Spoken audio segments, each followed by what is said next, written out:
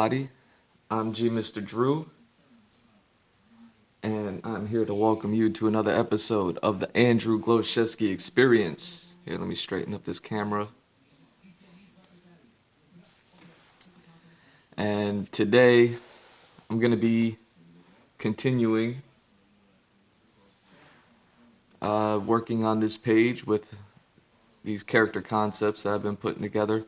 Is just a continuation of that whole Frostland, everything that I've been working on recently, everything I've been streaming. So, go back and watch some of the old videos if you want to know more about this world, or you could just vibe out to this one, man. I appreciate y'all being here. Anyone who's watching these, very much appreciated. So yeah, we're just gonna be continuing some more of these character designs.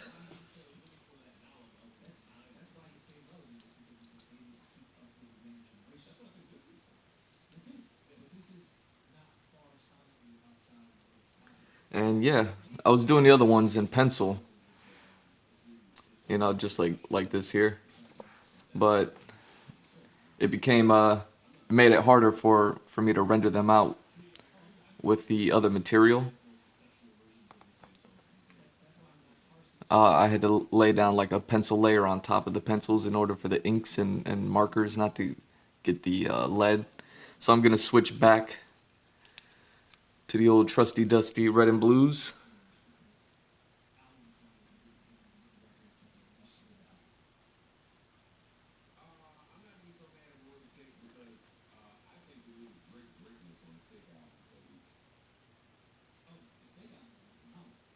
And yeah, well, let's just start drawing, man.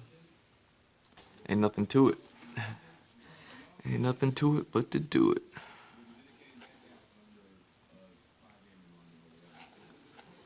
So yeah, that's the thing about these characters is that they have this weird anatomy. The way I like to think about it is like they're built like babies, where they're like all head and no body.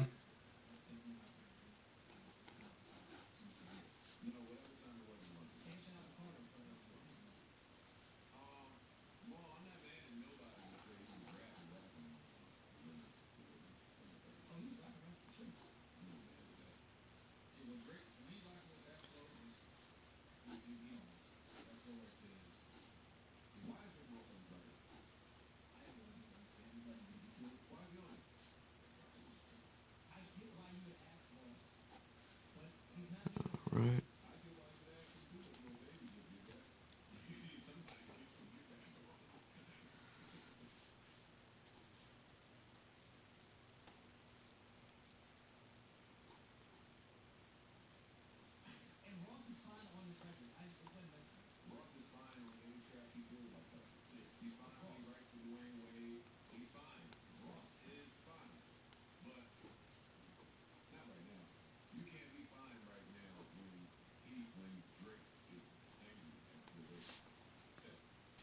So yeah, big old heads.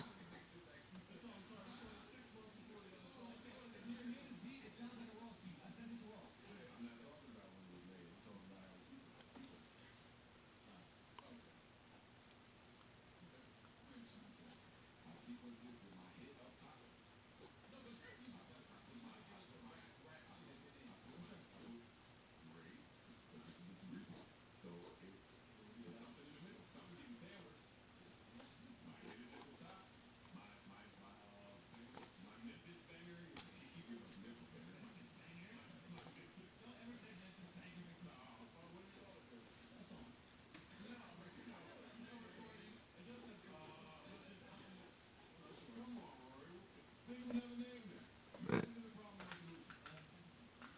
Let me turn that down. Got the Joe Budden podcast playing in the background, man. But yeah, I want to give this guy some tusks. It's reminiscent of what I did here. I think it's a good parallel um, with the area of adding these tusks. And I actually kind of like all these designs and um, the fact that there's like so many different ones now. for these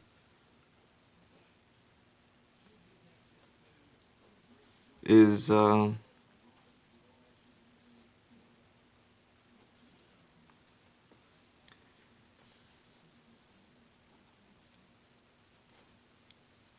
it kind of speaks. It tells me because I mean all of this is for one character. You know, I just need to get one character out of this, and I pretty much got the concept down. Like you know, so all this is doing is kind of furthering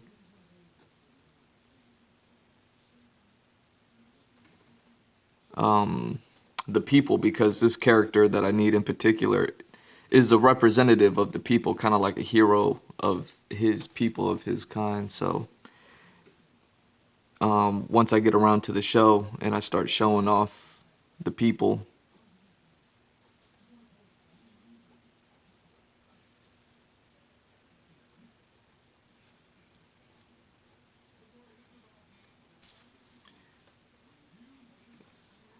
I think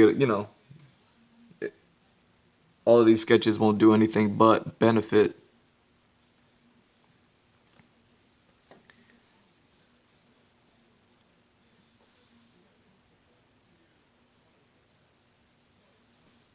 Won't do anything but benefit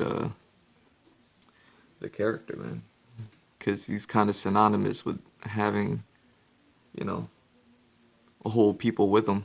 So I don't think you'll ever really see him without having to keep the people in mind.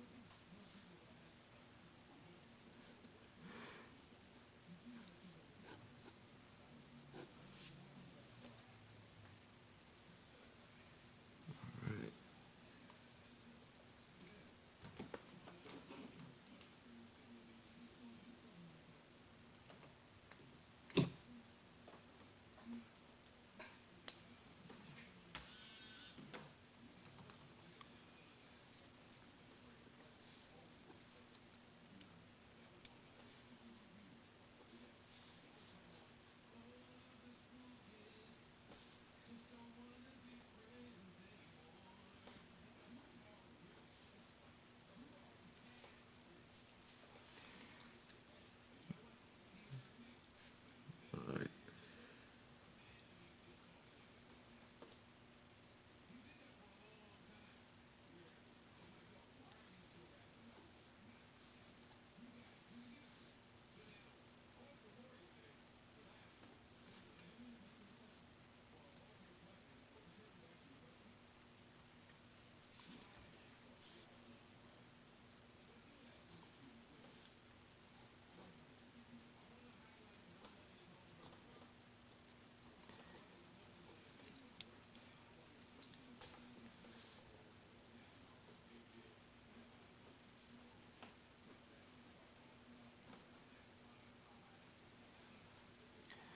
Yeah, give this guy a bunch of hair.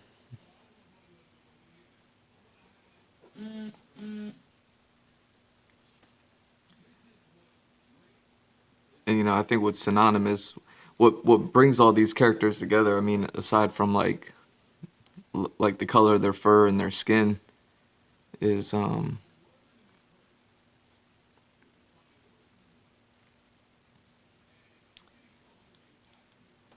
know, the tusks and something I knew that was gonna be a staple is like the chops on the side, these little the hair that droops down.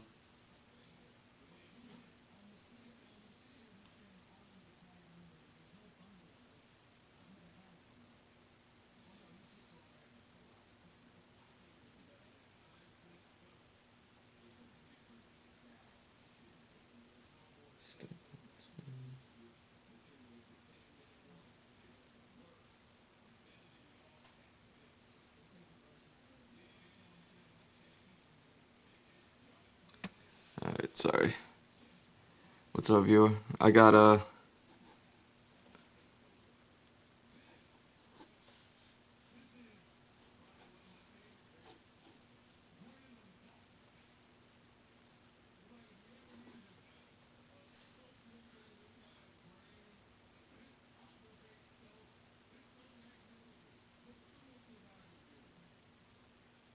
what's it called? Still Mountain Squad. My brother's trying to turn me on to something right now.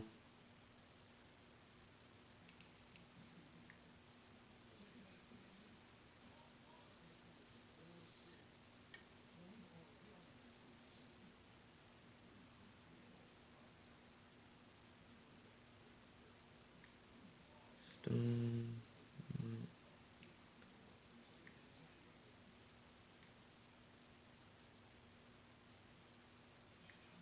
Squad.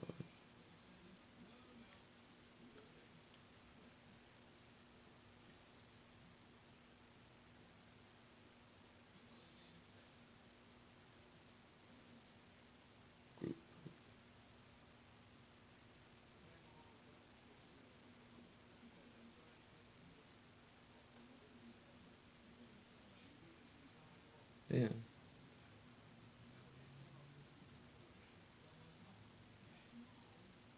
Ah, okay.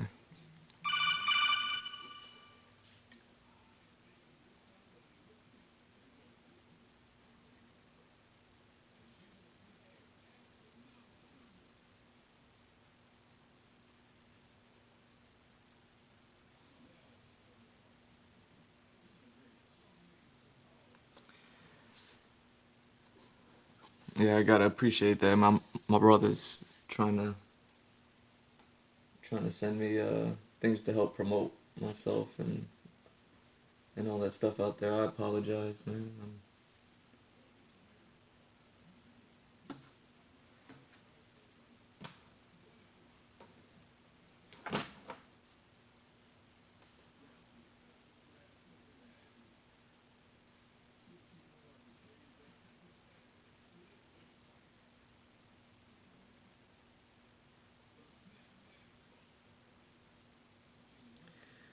Okay, post in chat.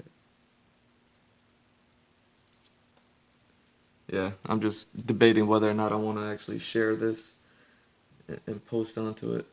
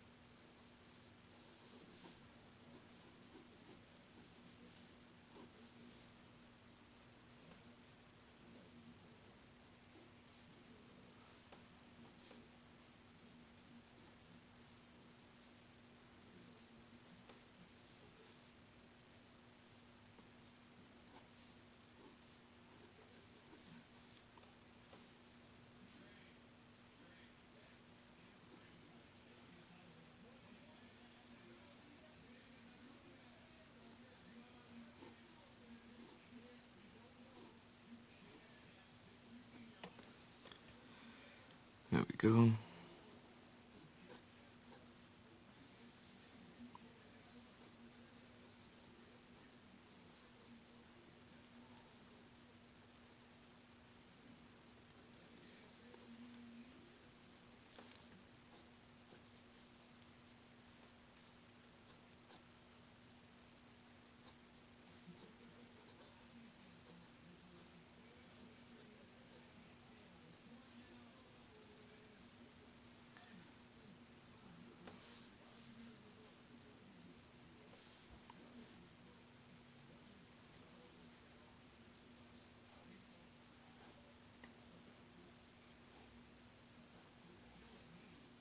And I got this guy as a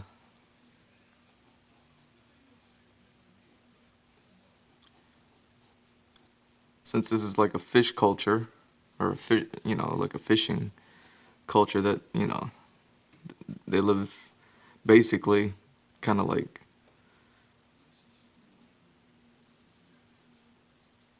Alaskans or something like that.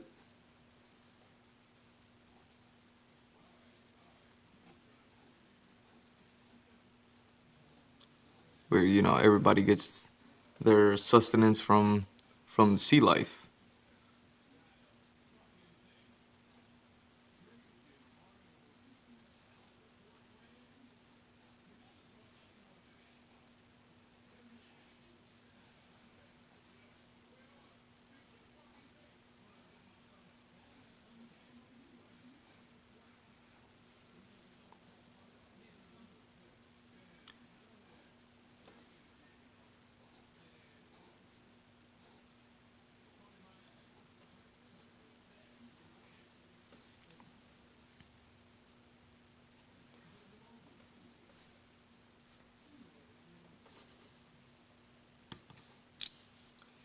There we go.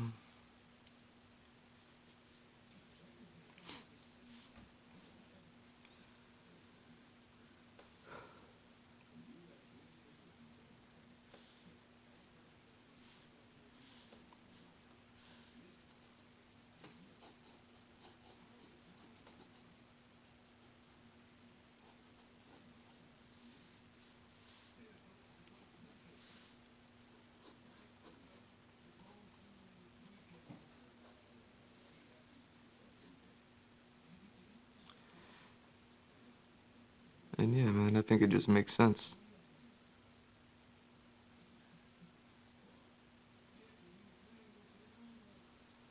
that, have one of these guys. I mean, honestly, I'm just trying to finish out this page.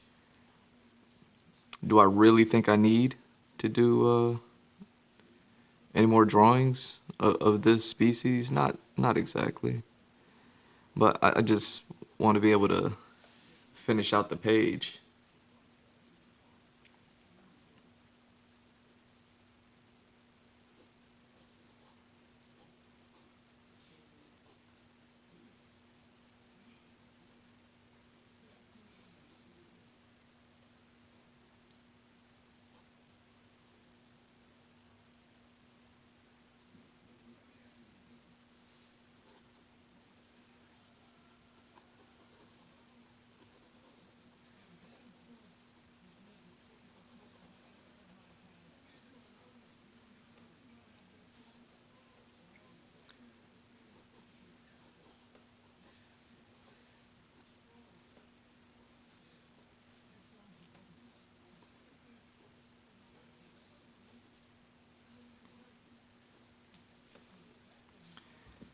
There we go.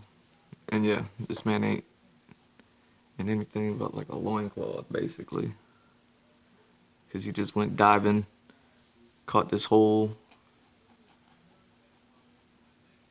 fish.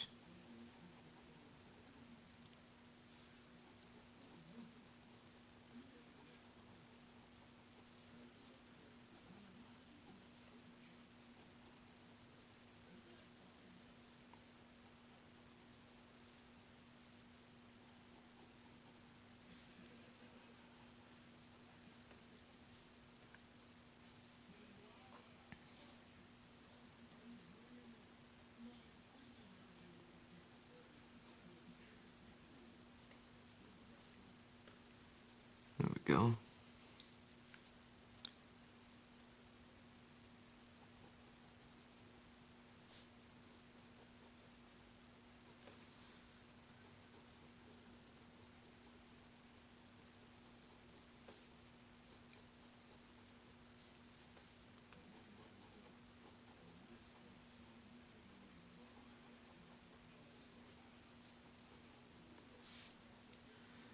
Yeah, just getting all the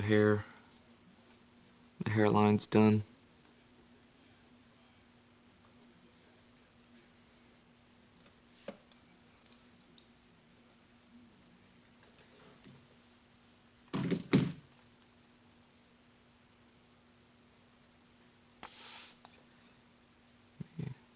Take a step.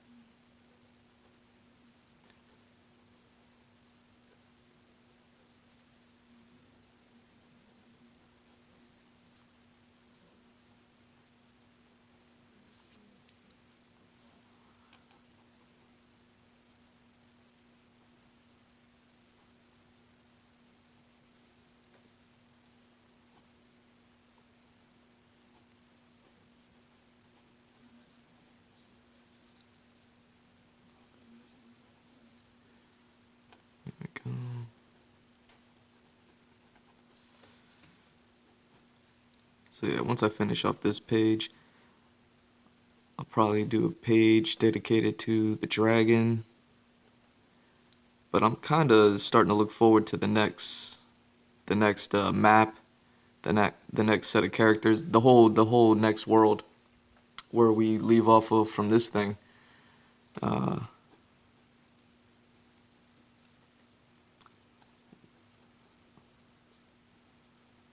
Anybody who recalls the map that I put together of this Iceland, y'all know that it connects. Even on one of the streams earlier, I showed like a preview to the world that I'm working on.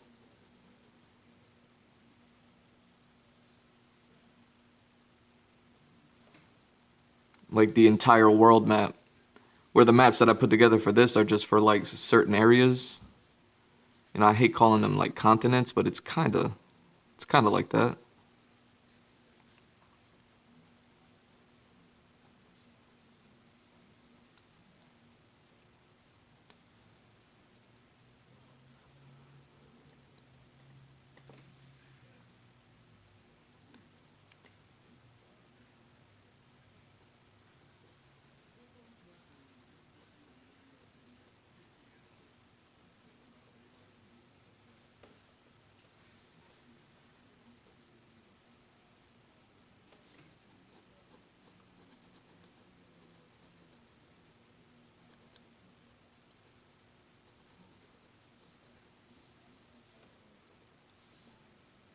There we go.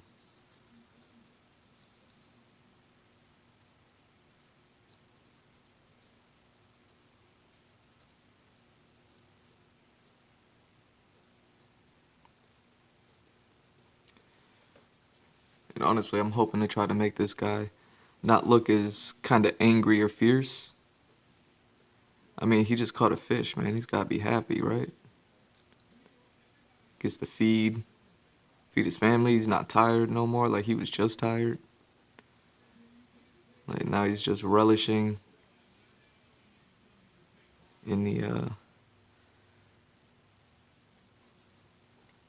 the victory.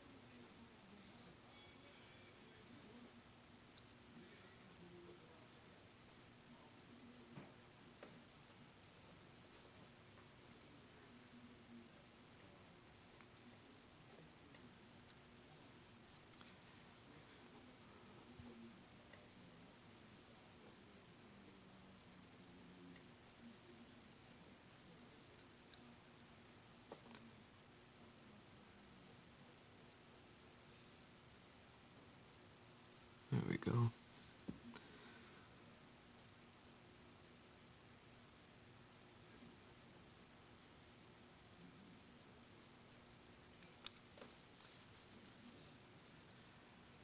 Let's see.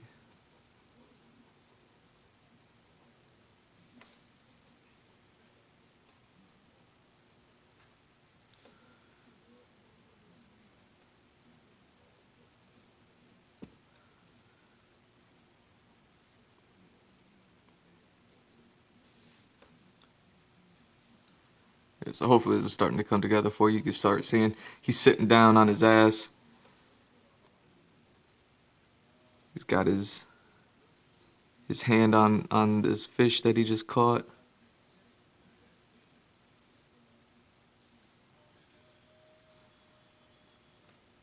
And when I say fish, I mean it's kind of serpentine.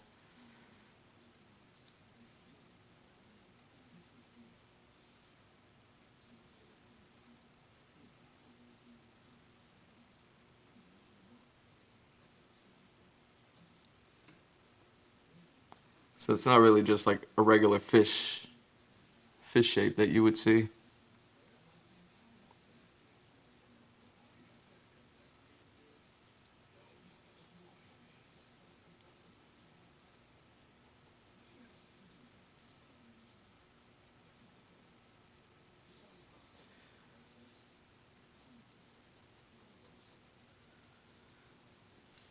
go.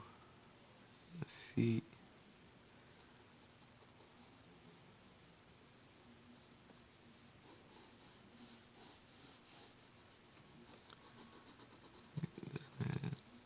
Get the man's shadow in there.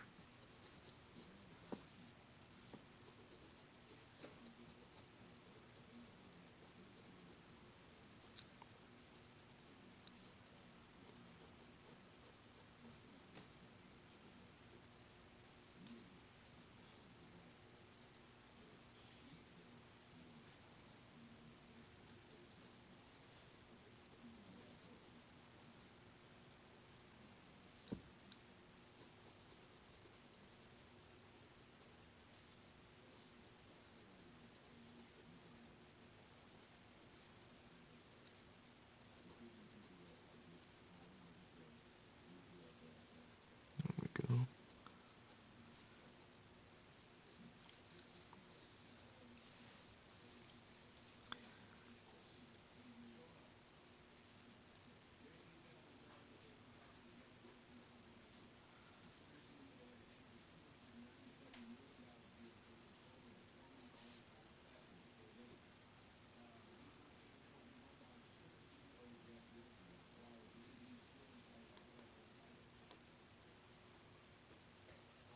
Holy shit. Twitter owns Tidal now?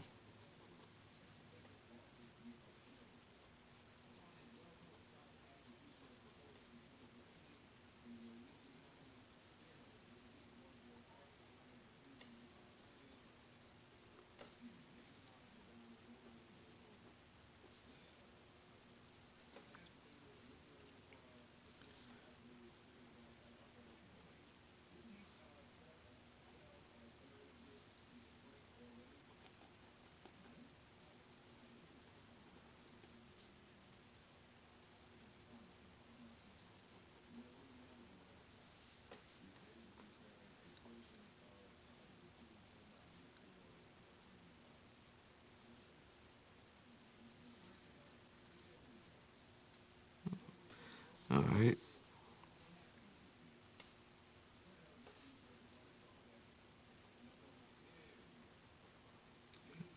There it is. Now it's starting to come together a bit.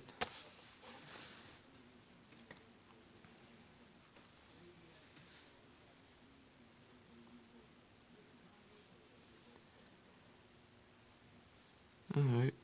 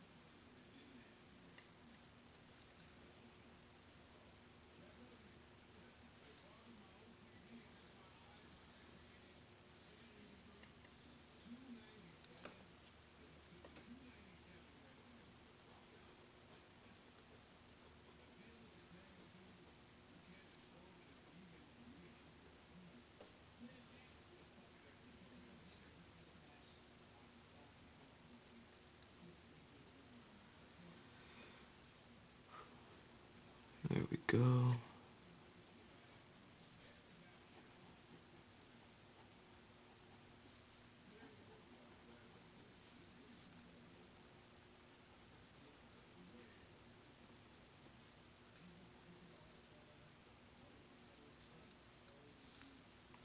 Hey, how's it going, JJ?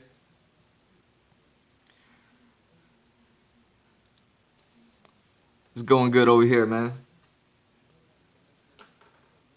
Happy to see you.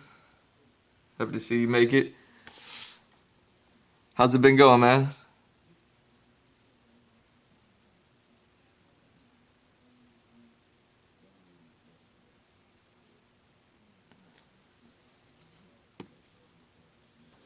Cool, man. Yeah, so I'm just trying to finish up this page. You can see I got these uh two more blank ones now, but I had three when I started.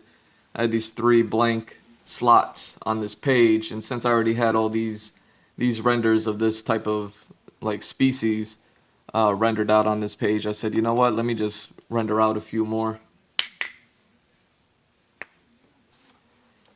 So I don't necessarily think I need to do this, but I'm just kind of doing it for fun now, as far as like finishing this page and getting these characters rendered out.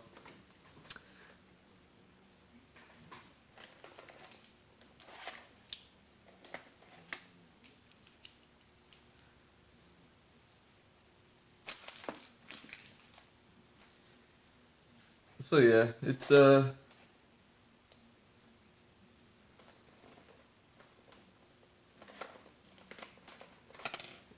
going. Yeah, basically.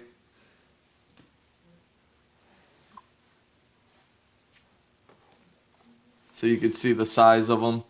Like if this is kind of like your average person right here, you can see how big these things are compared to them. But yeah, these are.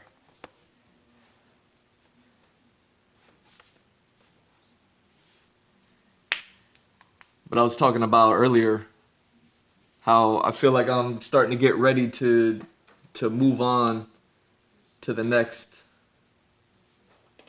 move on to the next map, move on to the next world, move on to the next environments and props and characters and all that. Um, After I do this guy, I'll have to um, I just want to get the dragon, get some concepts of the dragon down. Even though I kind of have him designed in a couple pieces, I don't have like his full body render and things like that. So it's like, okay, let me, I'm going to try to get around to doing that, you know?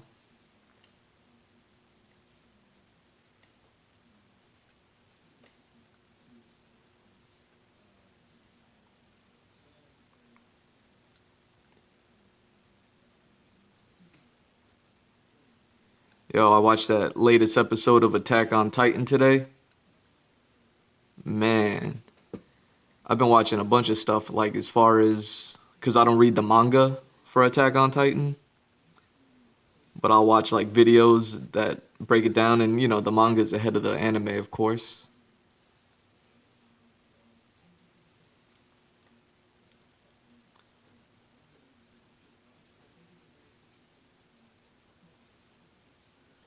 And I'm still just kind of reeling off of like where Attack on Titan's going. I guess we, you know, people kind of guessed where it would end up. You know, that there'd be a time loop of some sort, but I really like the twist that the author, I believe his name is like Isayama or something like that. I really like how much he yeah. All right, so I won't spoil anything for you. But yeah, that show is getting crazy. Have you watched it at all? Are you just like not caught up with the latest episode? Cuz it, you know, it just came out recently.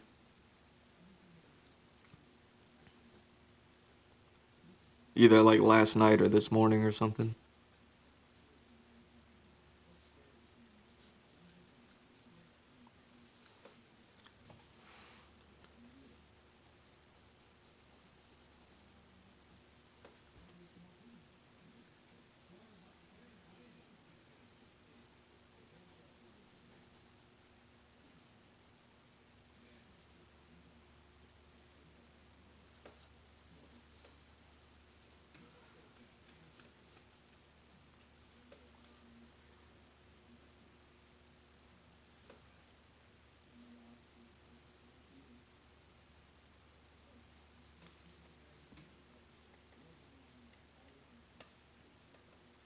Seen a couple of episodes of the latest season.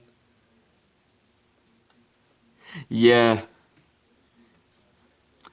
that's been something that's bothered me with the show too. At least when I first started experiencing it in the season 3, where the way that the story just kind of jumped around, and it's like, man, you're so clueless as to everything that's going on. Because the characters are clueless too. So but man, I remember just being like, what is going on, man? When it was just about like killing these giant monsters, it made sense to me. And then, that's why I had to start like watching and researching stuff to be like, man, what is this show about? Because I just had no idea. And then even the way that like when they bring you up to date, it's still kind of like, oh, okay, I didn't really get that. They say it's almost a detriment to stories if you need to explain your stuff too much. That it's like, oh, okay, maybe it could have been told better if since people aren't seeming to like grasp the concept of everything. So yeah, the time jump kind of messed up a lot of people.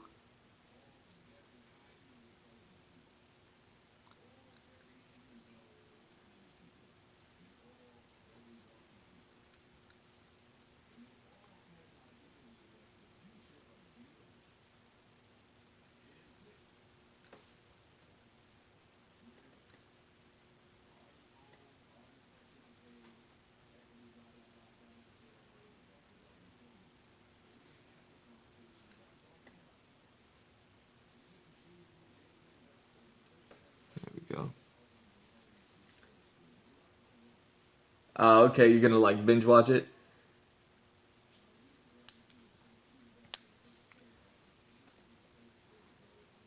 Yeah, so I won't spoil it, but I watch so I watched the latest episode, and that is what it is, but because now I'm like catching up on the manga and where the manga's at, because I'm still just trying to wrap my head around like how are they gonna finish the show in season 4? Like I feel like there's still so much story that needs to be told. So yeah, that'll be interesting.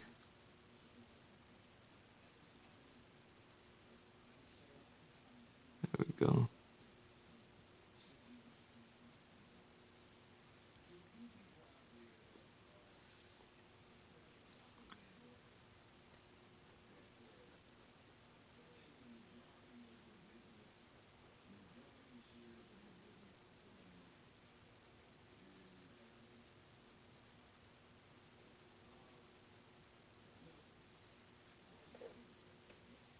Yeah.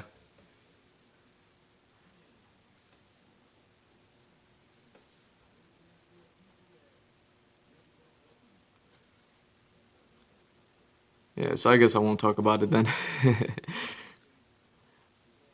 I'll let you I'll let you enjoy it. But yeah, it gets crazy. And people kind of wonder where things go because of how the show started. If you think about like season 1, episode 1, and not even before they get to the colossal titan, kicking down the wall. Um, there's that scene where Aaron's waking up at the tree, and all of that like ties in to like all the nuttiness that's going on. And it's like, god damn, he uh he managed to make like a super interesting story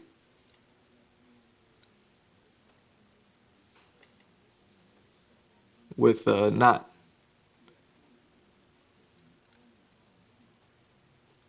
Oh, here we go. My bad. I'm trying to figure out these scales. This is always a bit difficult. Um, how the man was able to create something or create the story that he did And it all started from the very beginning. It's not like, oh, he started it and then he kind of figured it out later. Like he goes, nah, from the first panel to the last panel, he kind of had it all planned out, which is dope.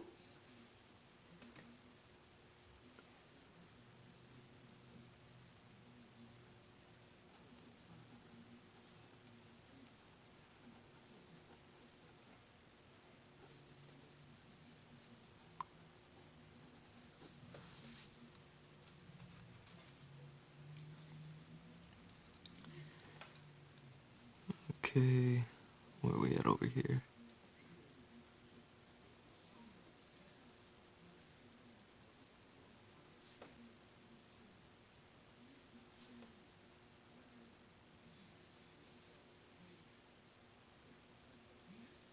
There we go.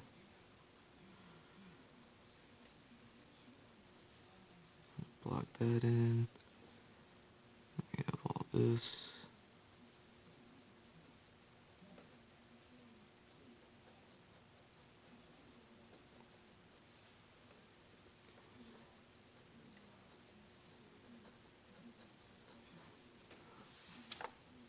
So yeah, working on this guy. He's kind of like a fisherman of the tribe. And he just caught himself a giant fish. You know, it's kind of built like a snake. It's a giant sea snake, I guess.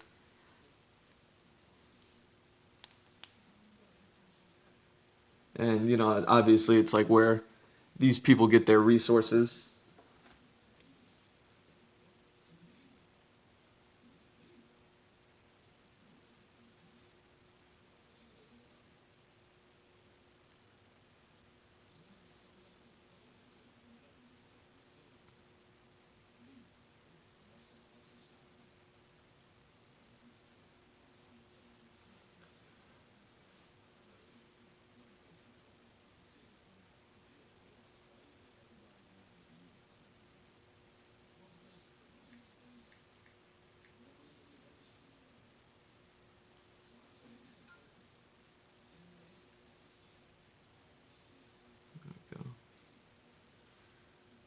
Where am I at? Where am I at?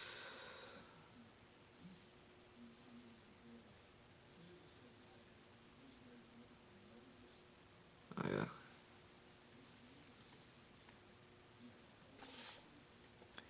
Let me get this, and then I'm gonna start coloring this guy. I'm hoping I'll be able to just fill in these three slots this morning, and then later on today I'll start jumping onto the dragon.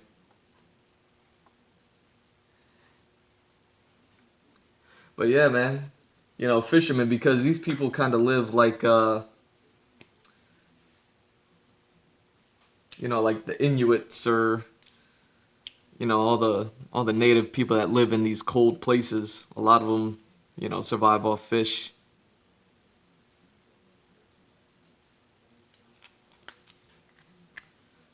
So that's kind of the idea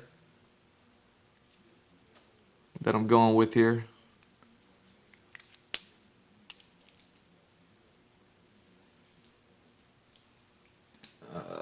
Let me see. Let me grab some of these.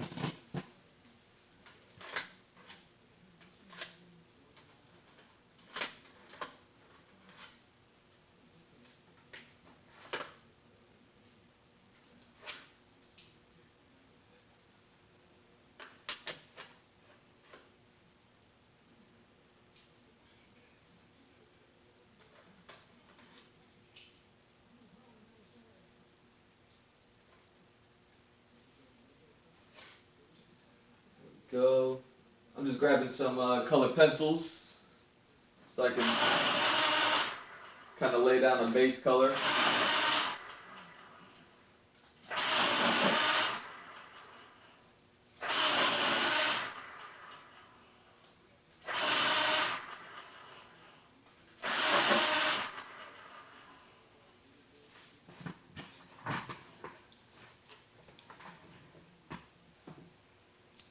Yeah.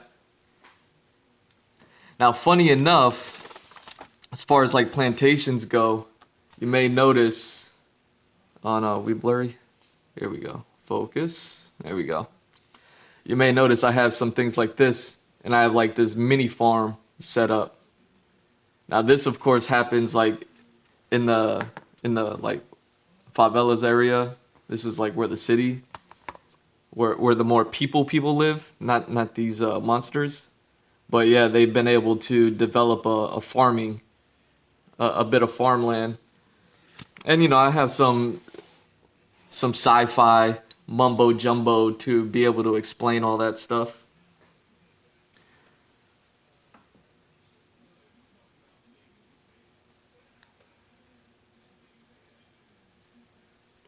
But yeah,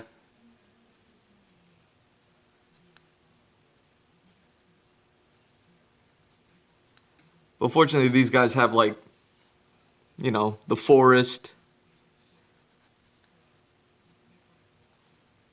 and there's a reason why there's plants, some sort of forestry, and why plants can survive in that Arctic condition.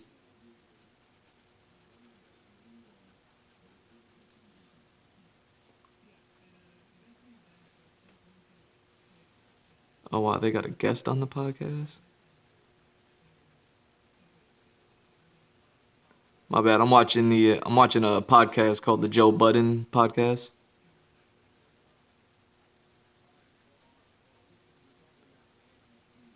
Do you guys know who Joe Budden is in India? I'm kind of curious what kind of reach this guy has. I imagine you must have heard of his song at some point. He had this major hit like 20 years ago.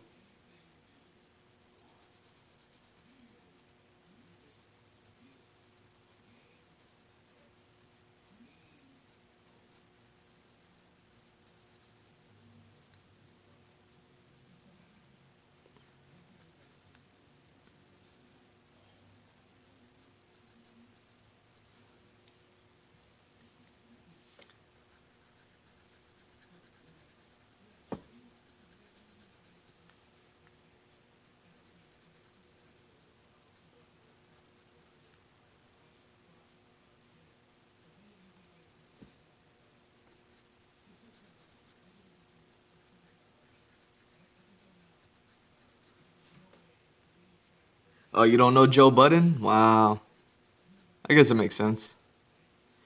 He's a rapper, or former rapper. I guess he hasn't really released anything in the last few years, but he started a podcast. I got that playing in the background.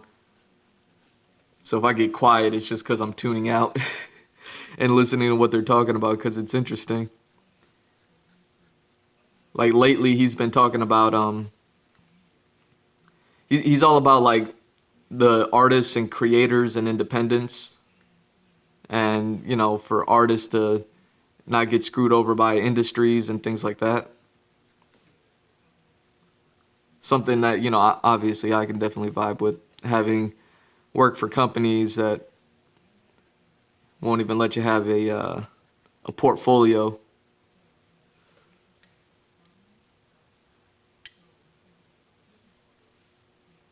And right now he has like a tech who I don't know where he's from because I didn't hear that part.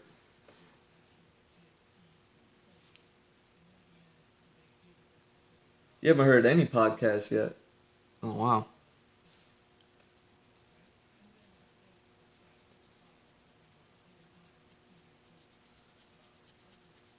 Like any podcast ever? Like you just don't listen to podcasts? That'd be crazy, man, if you don't listen to podcasts at all. I thought by this time everybody was listening to podcasts.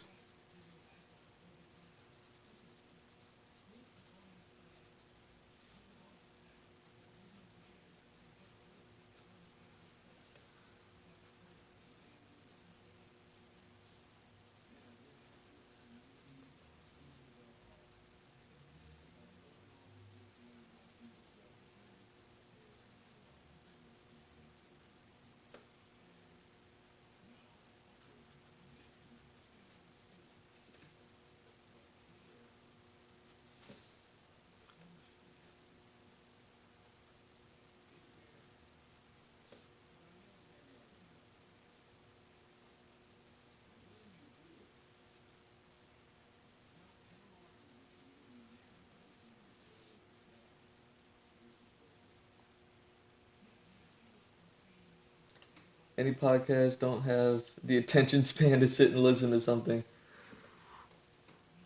Nice. Yeah, because I just sit down and draw often. Uh, I used to just sit there and listen to music all the time. And then when I discovered podcasts, I was like, oh, this is just another thing I can listen to instead of, the same music over and over and over.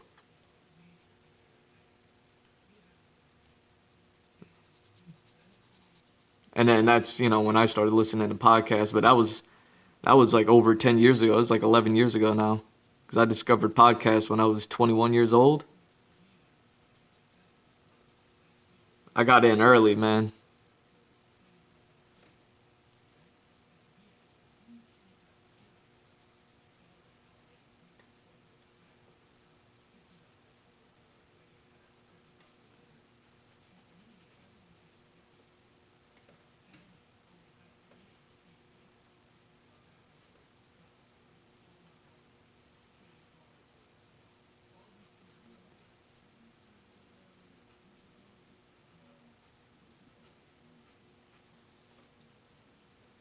All right.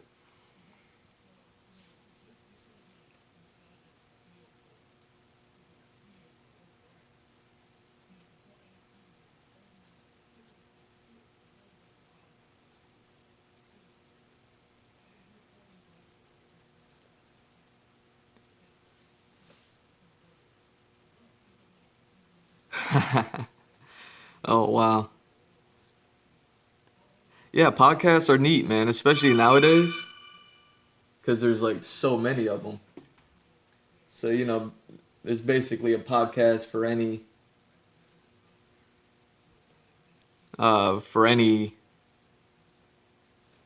subject matter that you may be interested in, you know? Whatever things you might like, there's definitely a podcast out there for it. I listen to a bunch of them. You know, I listen to podcasts now more than music just because they uh they give me information because I'll watch something that I want to study or learn a little bit more about.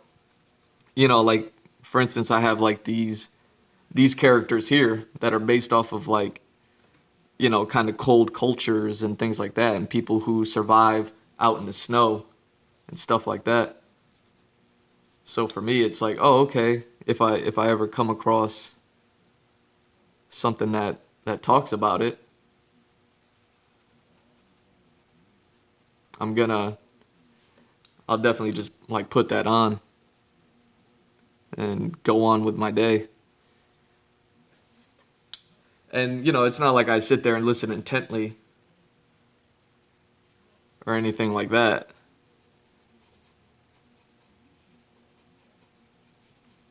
I'll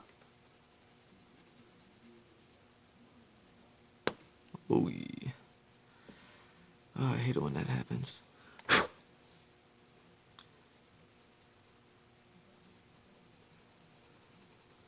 But I'll just put them on and then whatever I retain or remember, I'll just retain it and remember it.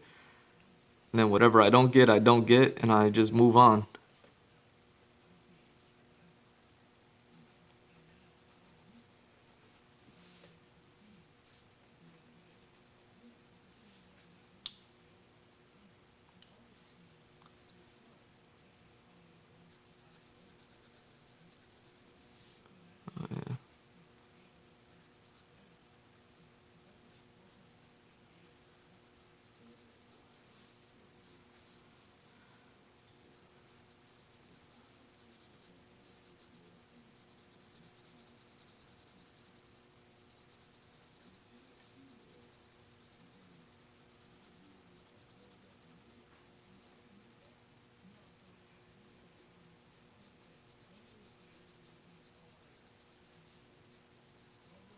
There we go.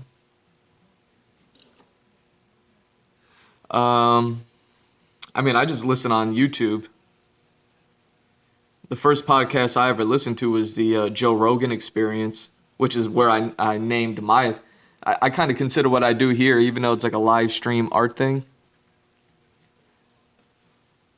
because I'm always just talking about my experiences and things like that. And anytime I could drop knowledge, I will. So I kind of consider what I do here as like a podcast. So that's why I named this the Andrew Glowczewski experience, because it's basically just like the Joe Rogan experience is kind of done on purpose. So people would hear that and be like, "Oh, I know the Joe Rogan experience."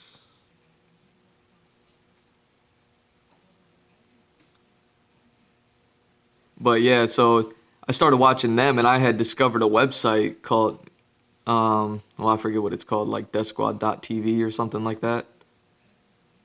And it was like this guy who just had a bunch of podcasts, and Joe Rogan's was one of them. So I would go to that website, we're talking a long, years ago, and then they started uploading it onto YouTube. So then I just started watching it on YouTube. And then that's when all these other podcasts started popping up slowly.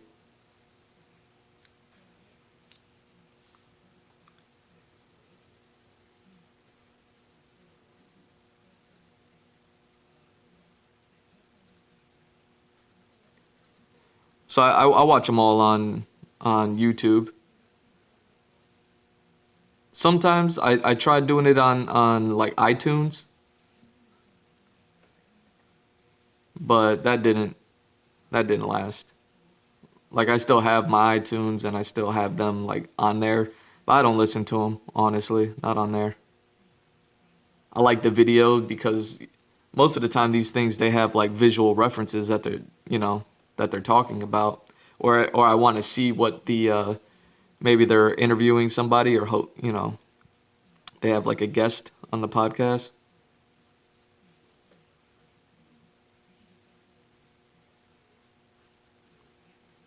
So that way I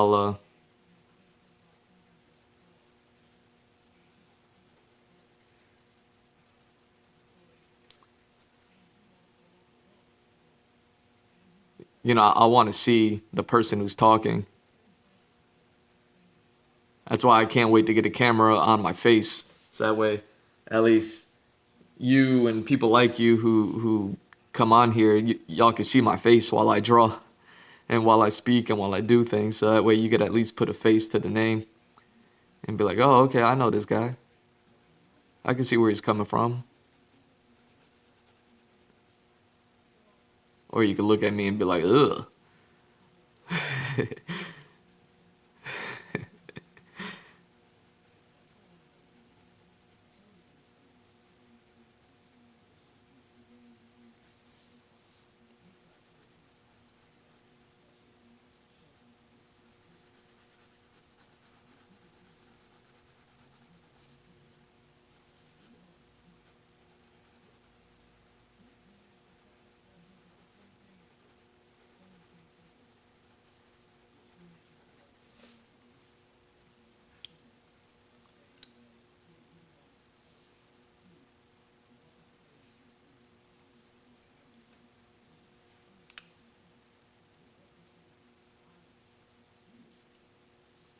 Spotify has podcasts. They do.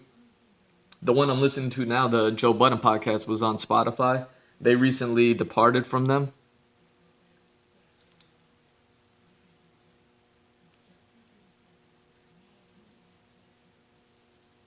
Again, because of the whole artist thing that he kind of represents.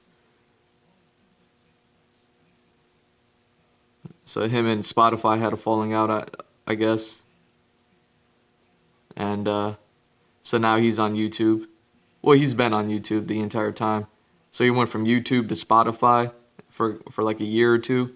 And after the Spotify thing didn't work out, he he went back to just YouTube full time. And what these people are starting to do is they're starting to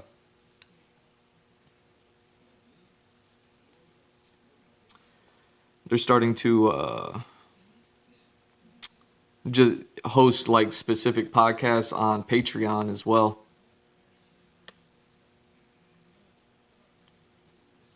Oh, you know what? maybe I'll just do this one like that.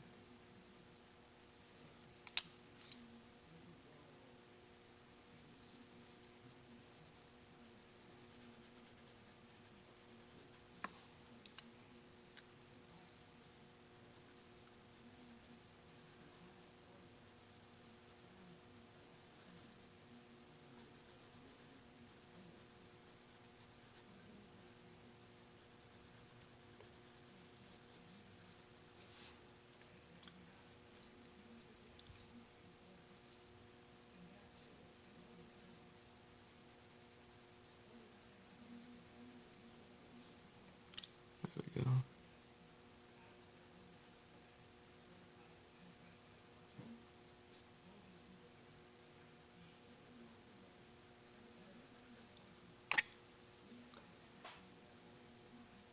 So yeah, they're interesting, man. Podcasts are kind of cool.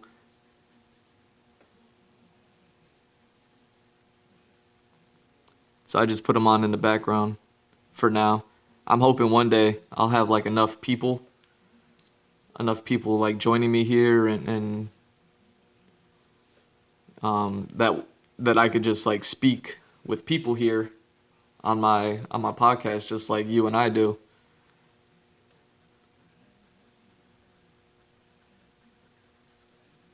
That way, I wouldn't even have a podcast playing in the background or something, because I'll be busy working on this and continuing to work on this story and these characters and developing this world, and then eventually get around to actually telling the story. And by the time I get to that point, it's I would hope that I have like enough people to just be talking to and talking about what I have going on and things like that, and I won't have to sit here and talk about like Joe Rogan or Joe Budden or any of that. Just because I'd rather speak about what I'm doing. But yeah, at the moment, it's just you and me, buddy.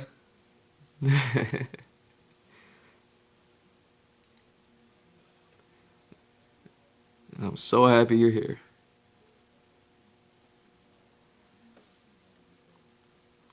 So what do you think about what I have going on here, man? As far as like what little you've seen, as far as like this ice place, which is really a minor part in the whole overall story. And you've seen the girl, the redheaded girl with the angel wings and all that other stuff, and now these monsters. And you've seen the map. I believe it was you who I showed the world map to, the one of the entire world. One day we will have enough people. Yeah, I believe it was you who. I still have it sitting here because I'm getting ready to work on the next map. But I showed this to, which is the original thumbnail of this when I pieced together the world map at first. And everything that I've worked on is just in this area so far, and it's like a minor part. And next, I'm gonna jump into this area. So you're gonna find out some characters that live in the cities along the coast on this west coast of this piece of land. There's it's all mountains and forest. It's all jungle. But obviously, it starts cold down here and it begins to warm up. So it's like green jungle up here, and then like frozen jungle down here, and like ancient temples and things like that. I have mermaids in this world, so there's gonna be like some fish people, which also speaks on what I have going on as far as like what like this monster character here. He's his people survive off of fishing and eating fish and all this other stuff. And then I have a fish people species, which obviously they also survive off of fish. I guess if you live underwater, that's what you're going to be eating. It's like seaweed and fish and crustaceans and stuff.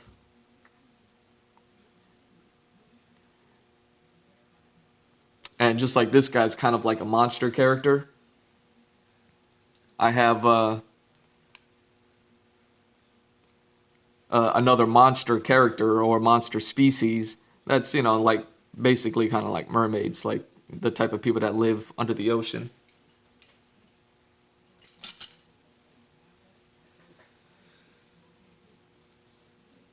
All right.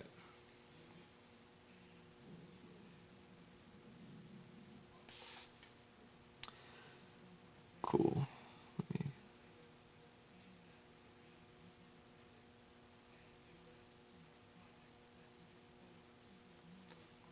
This is 4.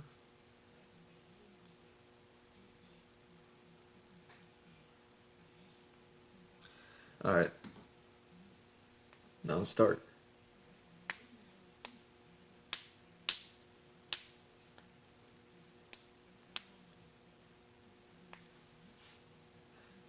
I appreciate it, man. Yeah, it's I've certainly put a lot into it.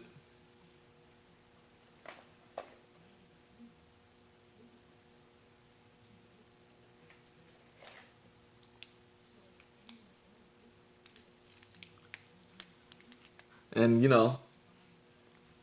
Lord willing, I'll be as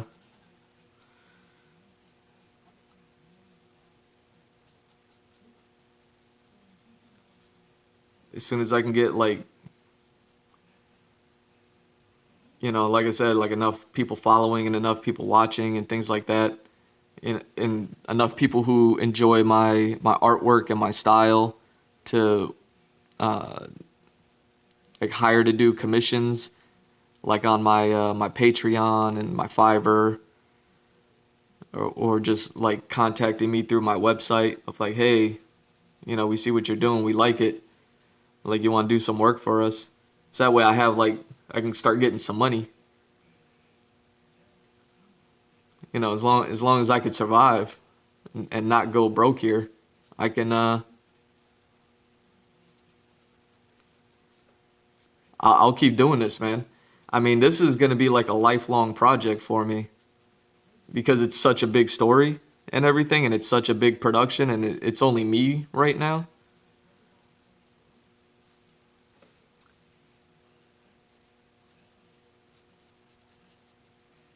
Like you said, or like we've always discussed, it's like that whole mangaka thing of like, it's just me, but eventually, I imagine they'll they'll be like, I'll be able to have like some help putting some stuff together or something. I think that's so far down the road though. Like I understand it's going to be just me right now, which is totally fine. I'm still developing just the concept art and getting all the colors and the characters right. When I was working on these characters, I have an old I have an old sketch in one of my old sketchbooks. And but a lot of those aren't colored, so I didn't know what colors I'm going to be making these things. And like this character and his species, I didn't have colors for them yet, so I wasn't sure what color I was going to make them. And until I started doing this. So just like in the last week or so, I've kind of discovered like, oh, okay, they're going to be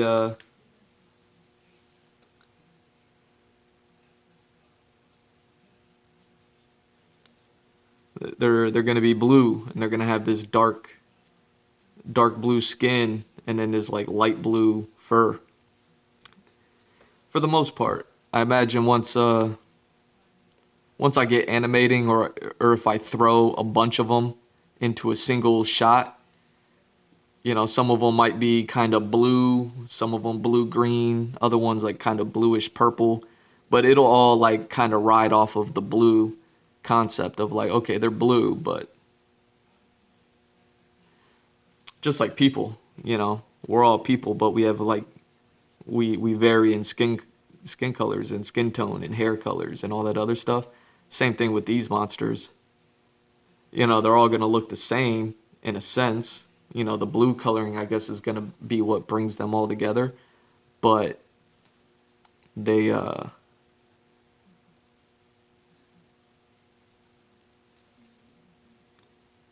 you know, they'll obviously have like a bunch of their different kinds.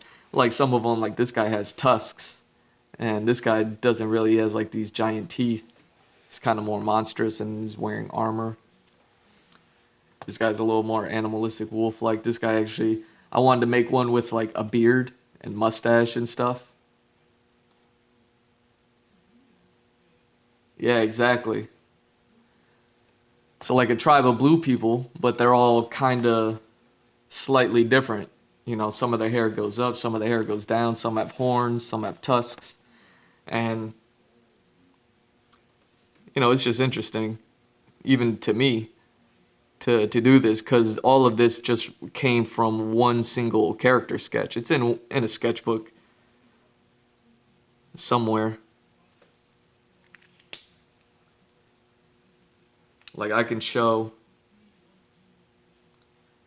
Yeah, let me. I have all my sketchbooks on my phone. So let me see if I can find. Yeah, that's where this character sketch is. So this is on my phone, but on uh, on the screen I have these sketches here, and this is all I have. I was like, okay, I'm gonna have a character. He's gonna be something like this. I kind of drew what his clothing might kind of be like and what he kind of looks like, but you could see like the big fat head and the kind of the smaller body, even though they're bigger than humans. Their head is super big. So same thing. Ah, okay, man. Take your time.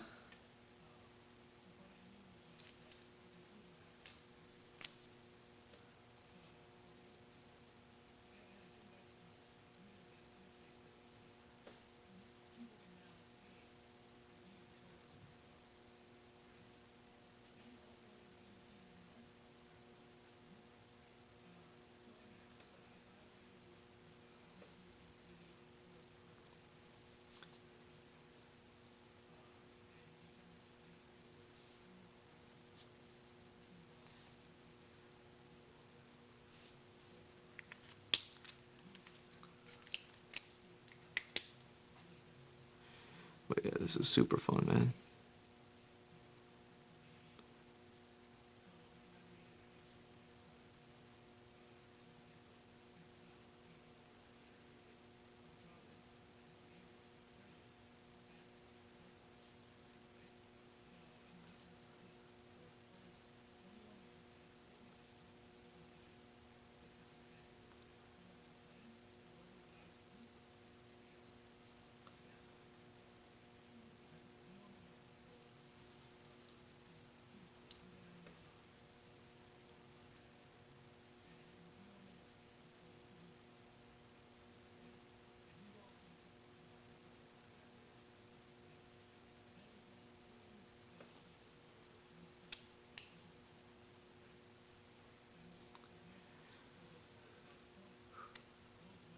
There we go.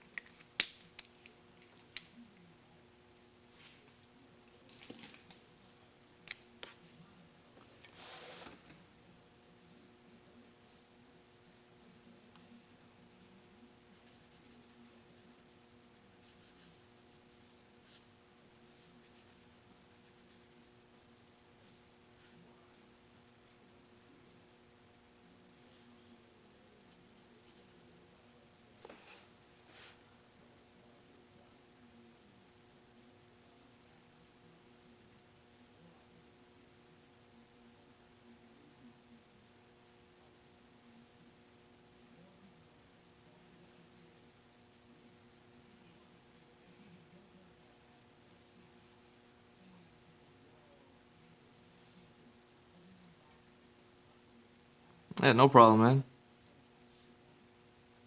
Don't worry about it.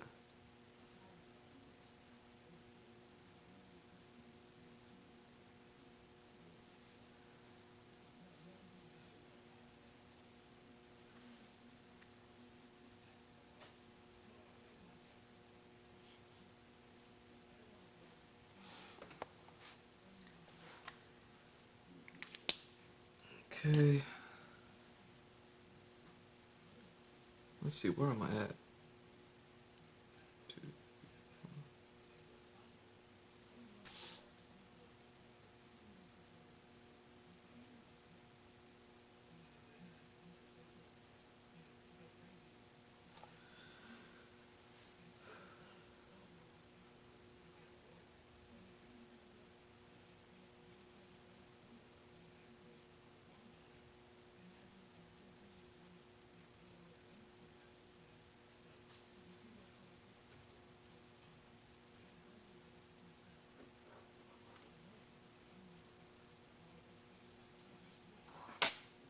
Alright, where am I going?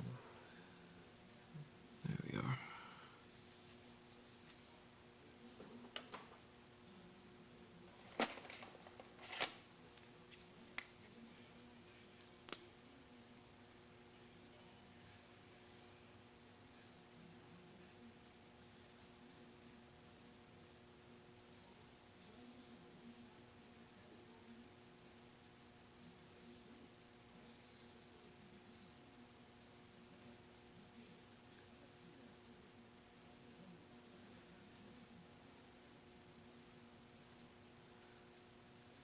Go.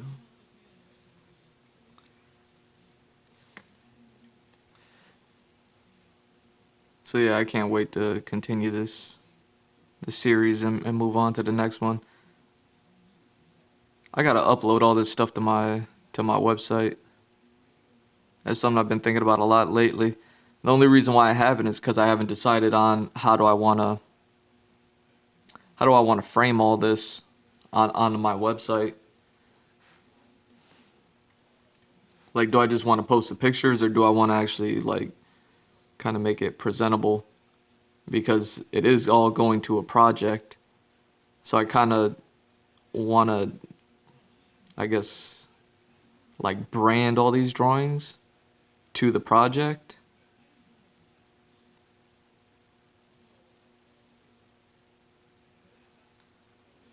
That way, anybody looking at all of it can see, because it's all, wild and different. Like that angel chick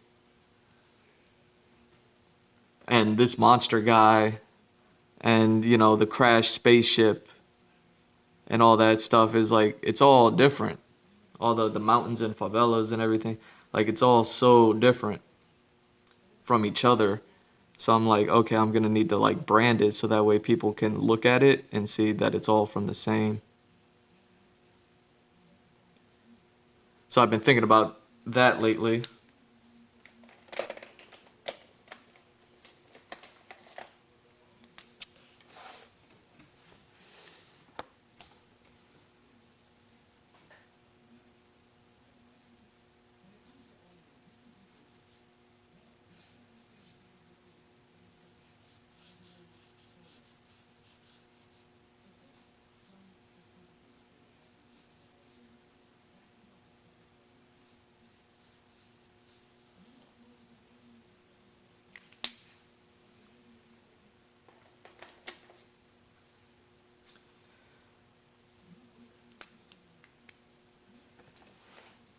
There we go.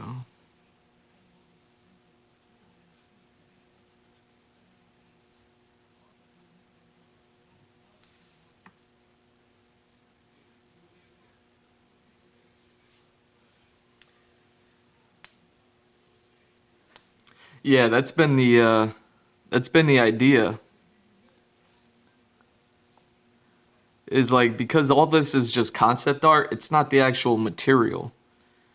And when I started all this, I was kind of fearful of people stealing from me, but I can't hide this stuff and then expect the world to just accept it. Like, I kind of have to show it. I have to put it out there in order for people to see and like, and then choose whether or not they want to follow me. So it's like, okay, I definitely got to put it out there.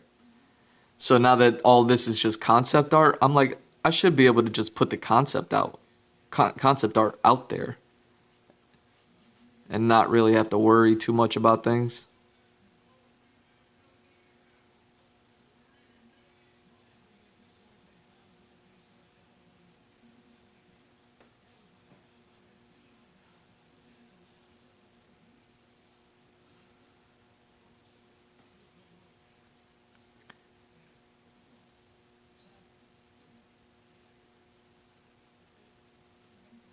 So yeah, I'm just trying to think, how do I frame it all?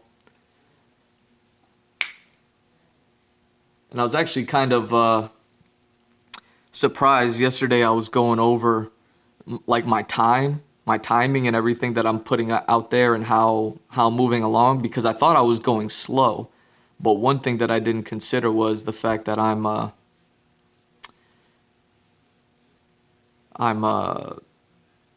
I'm kind of doing more than what I set out to do. Like this year, I was only gonna work on on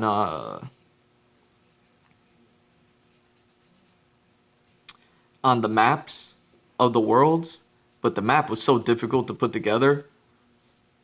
It took so much time, and I understand why a mass of people wouldn't be interested in something like that, but it is kind of important for me to get that out there. So it's like I kind of have to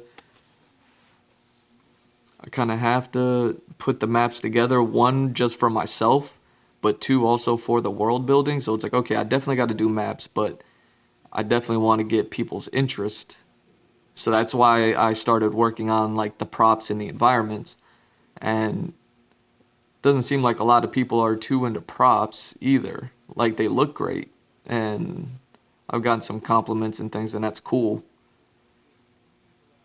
But I was like, oh, okay, I'm gonna have to.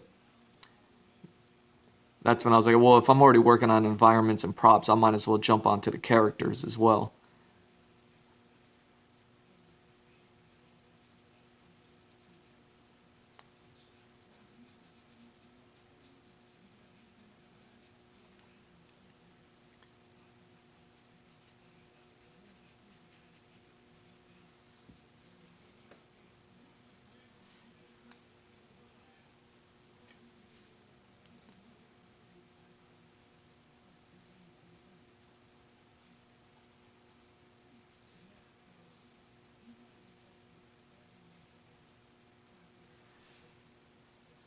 There we go.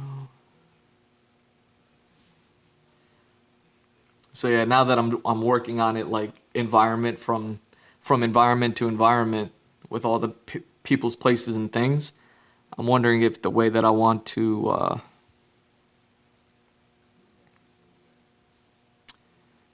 kind of present it is by location, just like how I'm working on it. That way I can just update. Well, maybe I'll probably just have to get more content done to be able to figure it out a little bit more.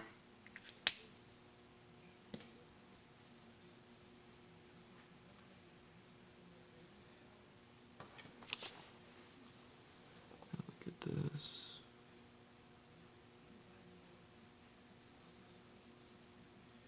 Yeah, since this is all just from one place,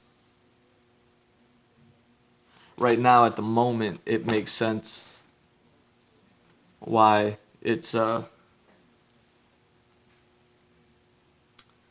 would all be lumped together.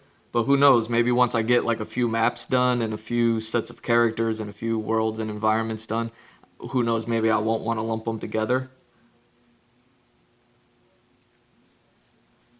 So yeah, that's all I'm trying to think about is like the future planning of it all. Because at the moment it's all very localized, but once I start getting out into the world, 2, 3, 4, 5, 6.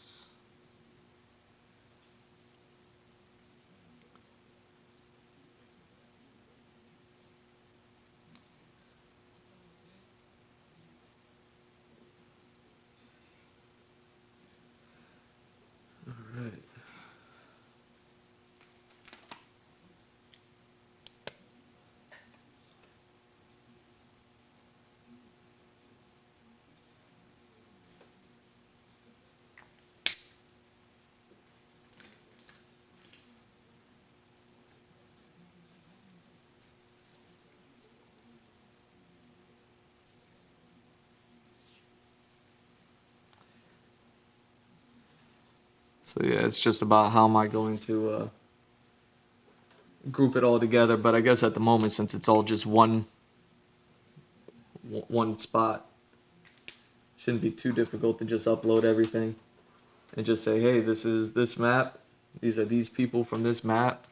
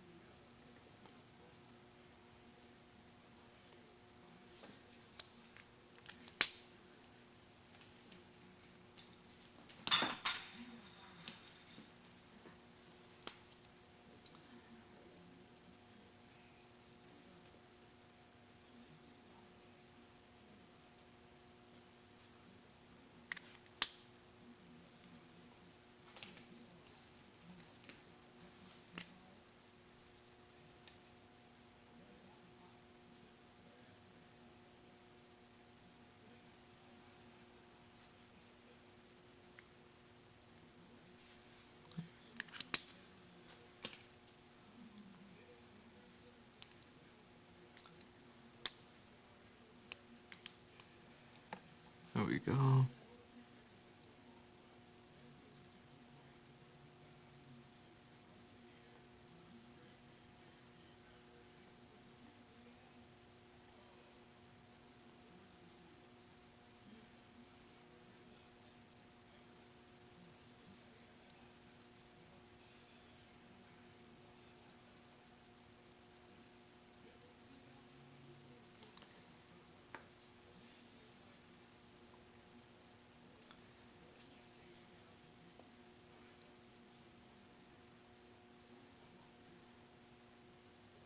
So yeah, all I got left is the dragon, which I think will be fun.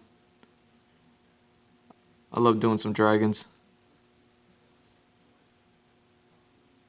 And I already got like a couple pieces out of them, so it's like, all right, I kind of have a direction to go with it.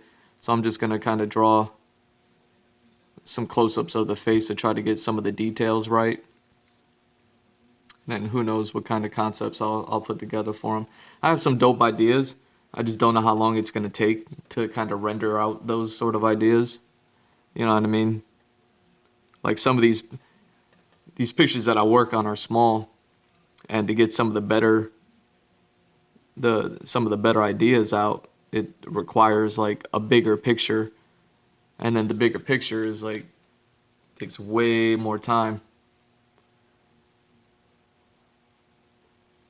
And not that I'm not willing to do it, it's just like how necessary is it? Kind of like how these pictures that I'm working on now aren't exactly necessary. You know, they help kind of further the culture of these people and everything like that. And you know, obviously it's important to like understand how this species can live as it does.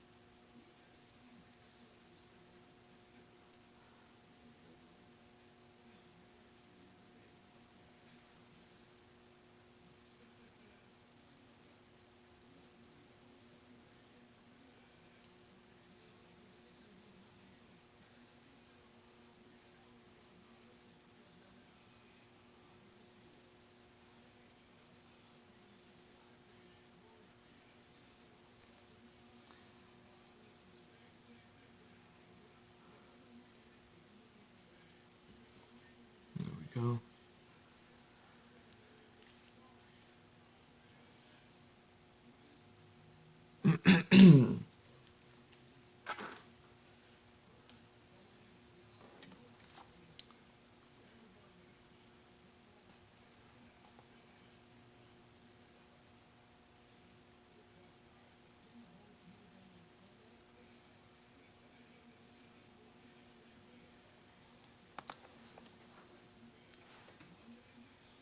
You should build a time chamber thing from DBZ in real life.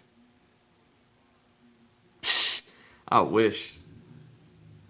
I wish that shit existed. That'd be so convenient.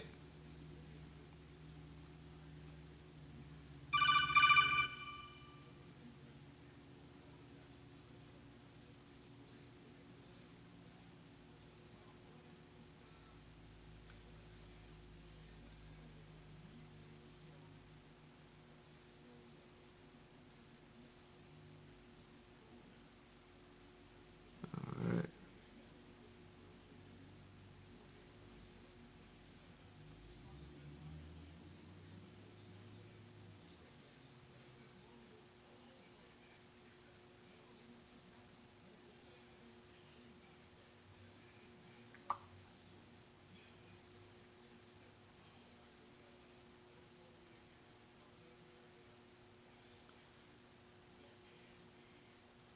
Alright.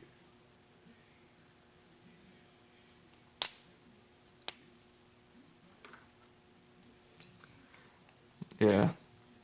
That hyperbolic time chamber, man. It's so funny. I think about that hyperbolic time chamber a lot because it comes up now so much in these newer animes.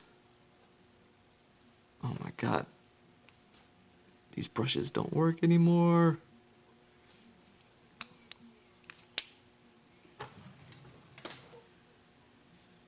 Oh man, I have all these brushes and none of them want to work anymore. What's going on? I don't recall using them that much. Not enough for them to not work. There we go.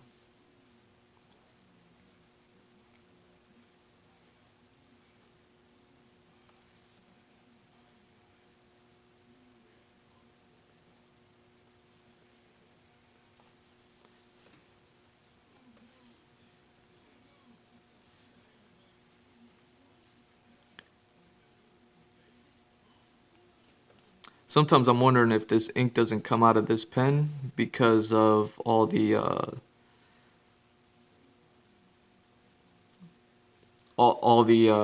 marker and pencils and everything that's already on the page. If it's just like not kind of registering, you know what I'm saying? Like I feel like that's what it is sometimes. Like it's partially the pen running out, but it's mostly.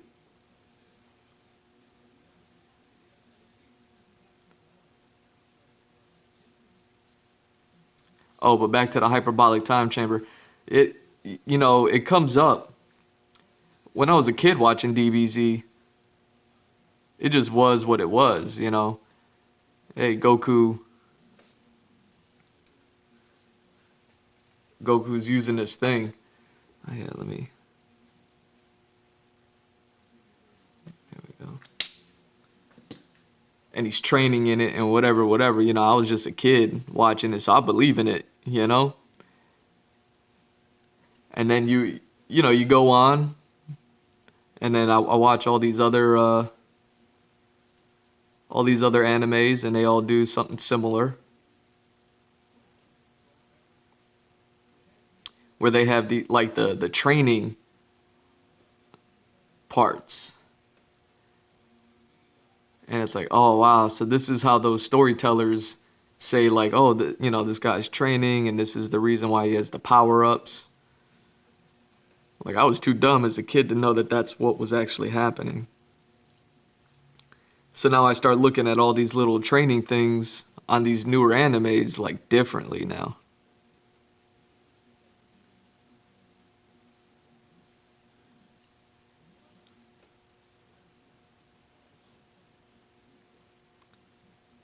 Whereas like, you know, Naruto will train, or Luffy will train. And honestly, I'm like, man, I don't know if anybody ever did the training quite like Goku. The hyperbolic time chamber, the the spaceship on the way to Namek.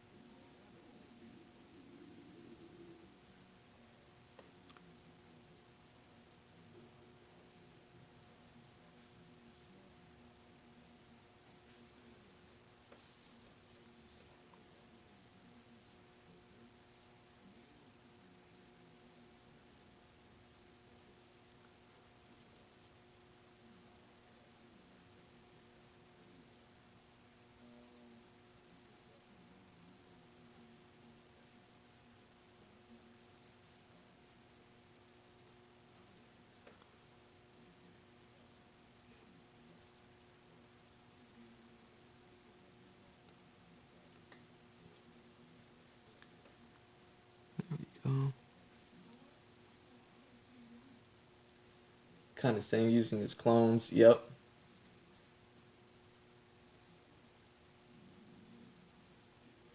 The only new anime I've watched in the last couple of years, because it's because of the pencil colors.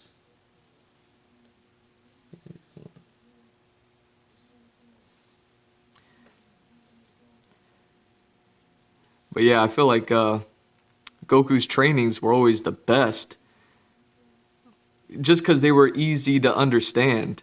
You know, like when I watched it as a kid, I knew what was happening. I understood like, oh, okay, Goku's training. He definitely needs to train, and he's gonna train, and he's gonna get stronger. And then when we see him, we're so excited to see him do something. Just do anything, Goku.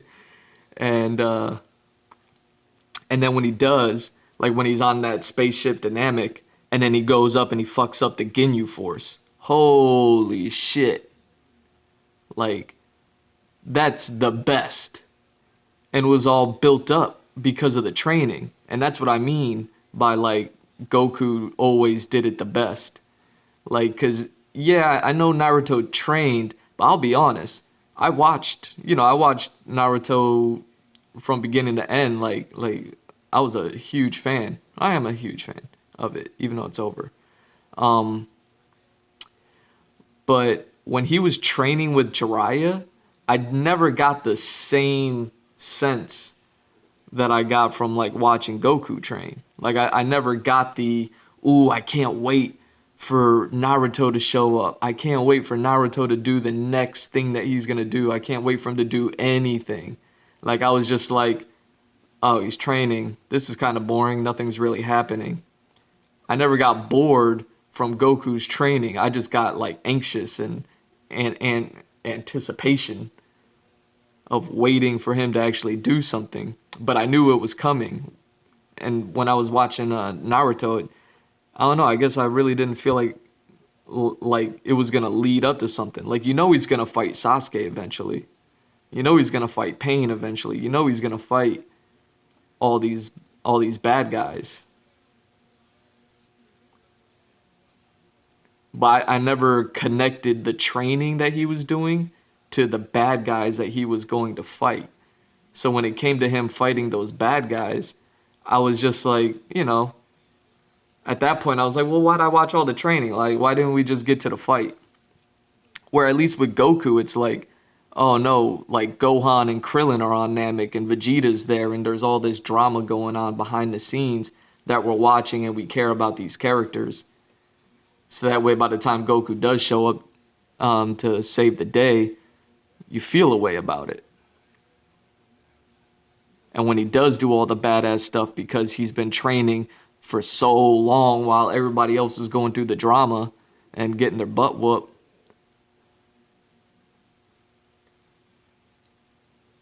like to watch Goku do all that stuff, that's what I mean by his. I think Goku's training sessions were always the best.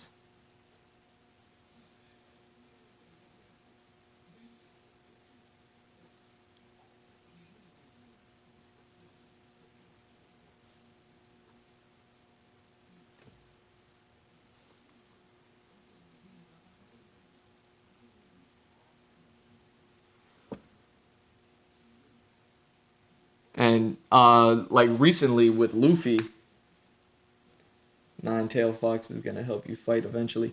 Yeah, that was the thing, that there was always like some magical thing that happened with him with Naruto. But like, let's talk about like One Piece at the moment. Um, One Piece's training seems like I don't even notice it. I don't even notice it. Like I watch all these videos on YouTube where they break things down and then they talk about it, and it's because they talked about it where I'm like aware. I was like, "Oh, is this what they're doing? Oh, is this Luffy's training?" Like there's some obvious ones where he's literally training. He's like, "Oh, guys, I'm going to go train over here with this guy." And it's like, "Oh, okay." But in the most recent um time in the Wano arc in One Piece, Luffy he faces off. Spoiler alert: he faces off with Kaido right away, and he gets his ass handed to him. Where Kaido is just like, oh, sit down, little boy, and Kaido hands Luffy's his ass, and he's like, yeah, you ain't ready, you ain't ready for this. And then he ends up in prison. And I was like, okay, this all story beat wise, it makes sense. You lost to the bad guy, you get sent to the prison, like now you're in prison. It all made sense to me. I didn't even notice like Luffy getting beat and getting sent to prison, and then running into Kid there and running into Hyogoro and running into all these other characters, and being sent to do all that prison labor, that was Luffy's training. Like while all this stuff is happening in the background with all the other characters and the other story, and the samurai are trying to get their revenge, and da da da da da. There's all this other stuff going on. Luffy's at the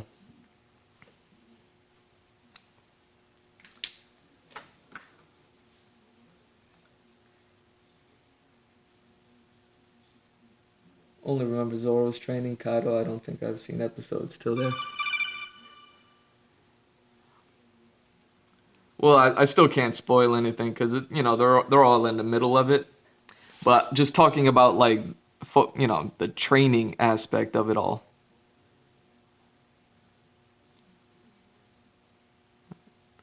What picture is this? 2, 3, 4, 5, 6, 7, 8. Okay.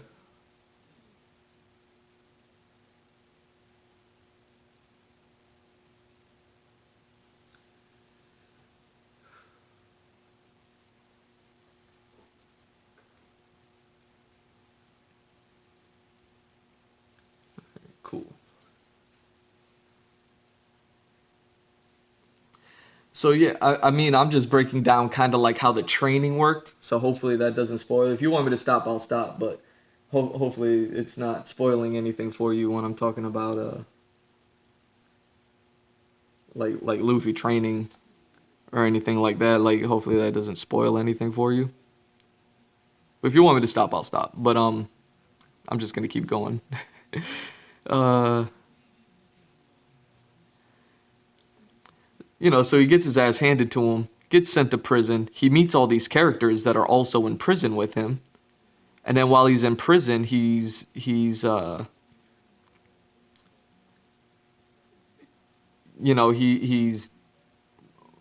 work. He's doing like labor. It's like a labor camp prison. He's doing all this stuff.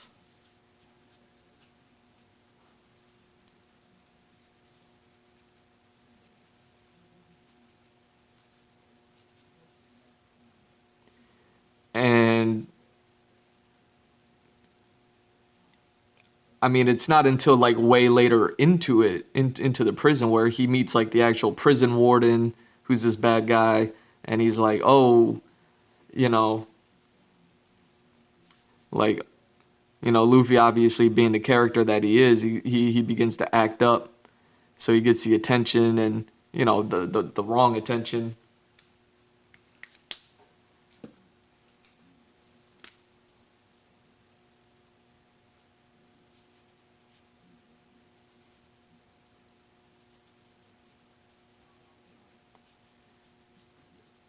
And then he has to like, he starts like fighting things in there and da da da da, and then like he starts like learning new things to do and learning new powers, and he's like, because he got his ass handed to him by Kaido, he's Luffy's just thinking like, I got to get stronger, and it all makes sense.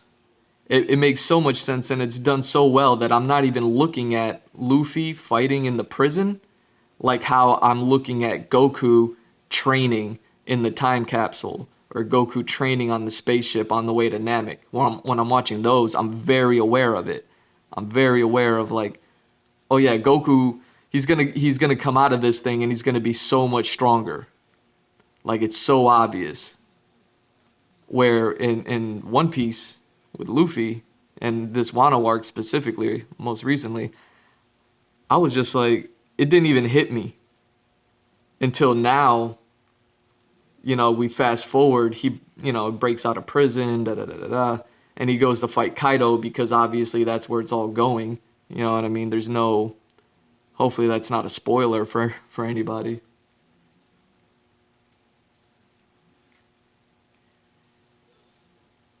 I don't think I could finish One Piece now because I need to restart the series. Okay, so no problem. Yeah, so everything that I'm saying is kind of going over your head, but I'll just break down kind of the training and how it all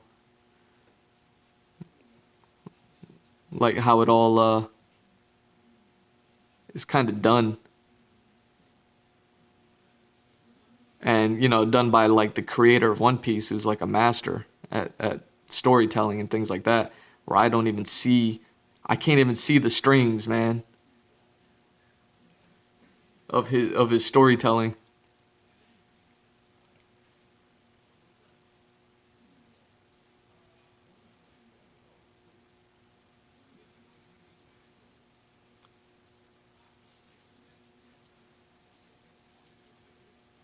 So you fast forward now, and he's fighting Kaido in the manga, at least not in the anime yet,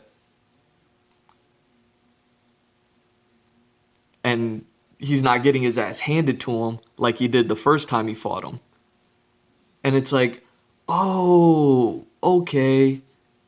And I was there for the entire build up, so it makes sense to me where I can accept it. Right? I'm not gonna sit there and be like, oh, he got his ass handed to him. How can he be so good at fighting him now? It's like, no, of course he got stronger while he was in the prison.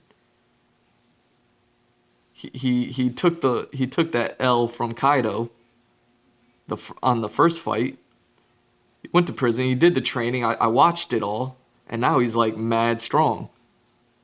And now he's fighting him, and it's actually something of a fight.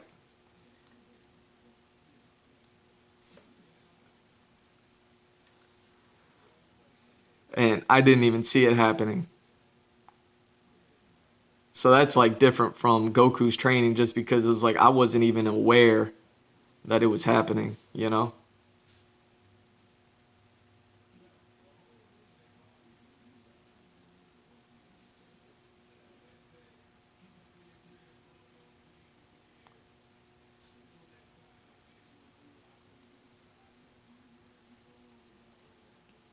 With no end in the picture.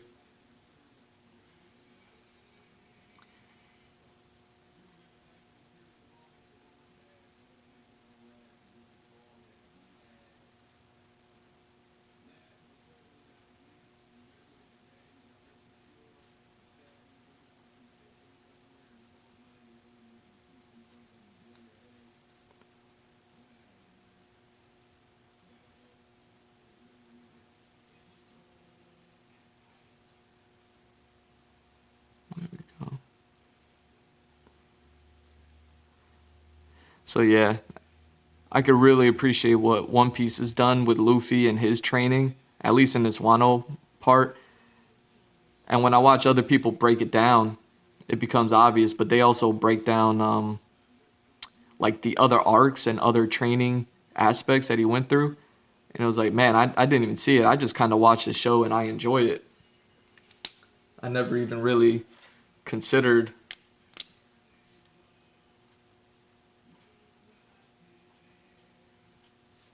I never really considered like.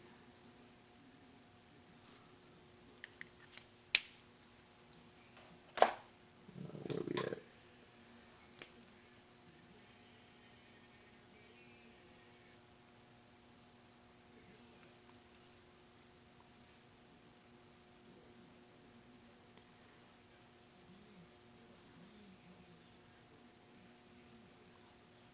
Yeah, it was just done really well. But that's all I have, at least on training and all that stuff. It would be super cool to have a hyperbolic time chamber, so I could just produce this show and have enough production done where I could just take it to a publisher and be like, hey man, this is I've been working on this.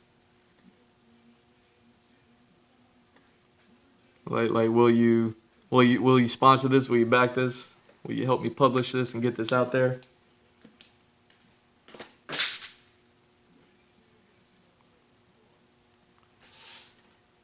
There we go. And nearly done with this one.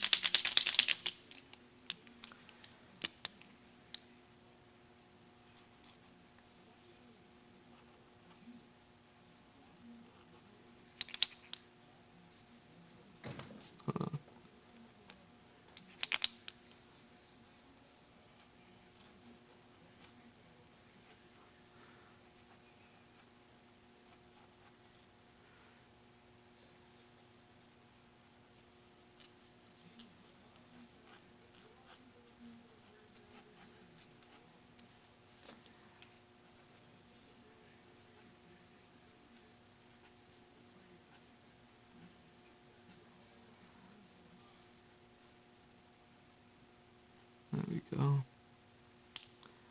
Damn man, I made a hard boiled an egg. I still haven't eaten it. I need to go get that.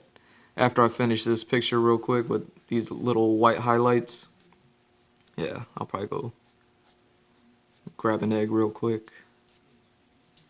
Take a little break, man.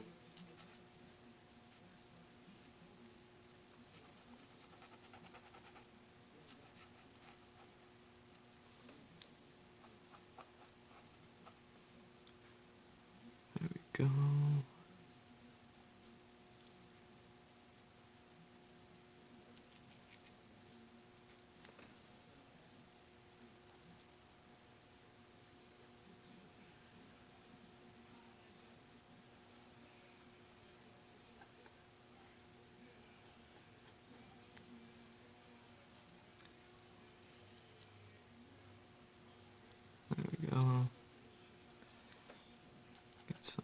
this.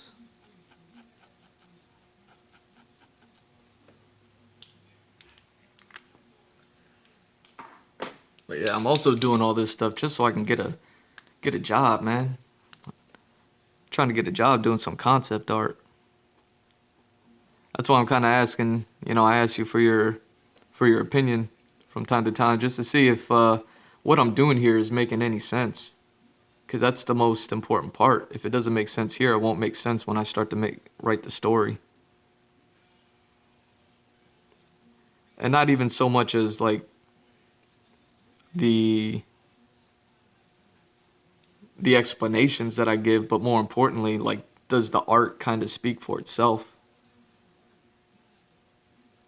I know it's like a big question. My bad to drop that on you like that. But that's what I mean. Like, as someone who's looking for work as a concept artist and to create characters and all that, I need to be able to tailor this for companies who need artists to create these sort of concepts for their properties, their stories, and their things. That's the whole reason why, I kind of started doing this and, started this Twitch channel and podcast and showing it off and everything like that. This has kind of been like my best kept secret. And now I'm starting to think if that was a mistake to keep it a secret because, now I'm putting it out here.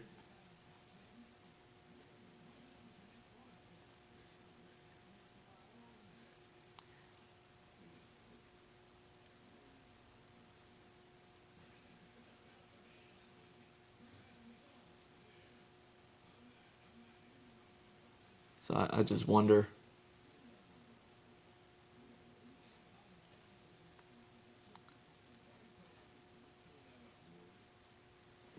Once I upload, I'm hoping, I think I'll get my answer once I upload this onto my website,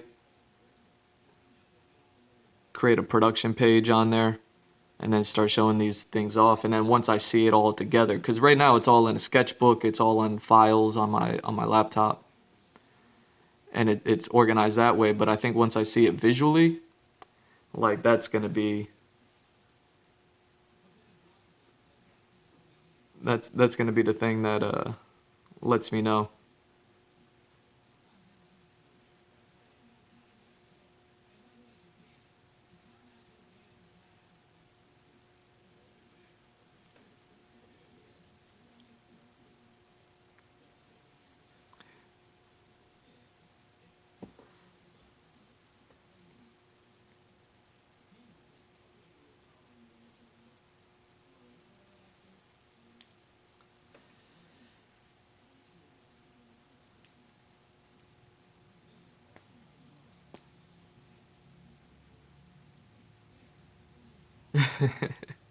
Yeah, it's a lot of information.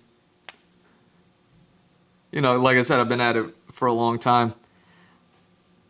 And I get it. I'm not looking for, I guess, your opinion. It's just like, man, you know, I, well, I'll find out one day. One day, I'm sure I'll get my answer. Hopefully sooner rather than later.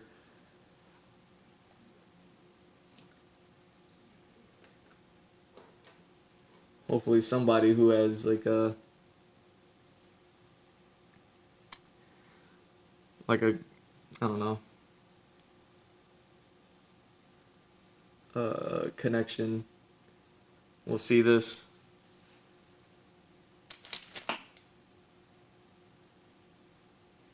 and be like, "Yo, we need to get this guy. Where is where's my fine tip at? Where is my fine tip?"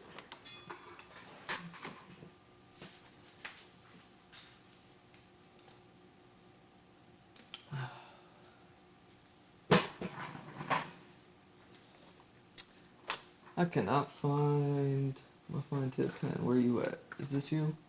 No. No. Small, medium, brush, pencils. Where's my fine tip at?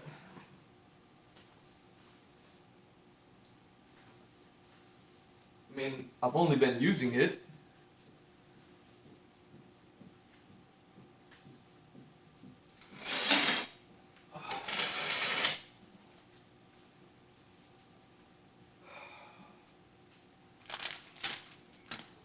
My bad. I'm looking for a pen right now. And it's a pen that I've been using. How did I lose it? How could I misplaced it? Oh well. I'll just use a different pen for now.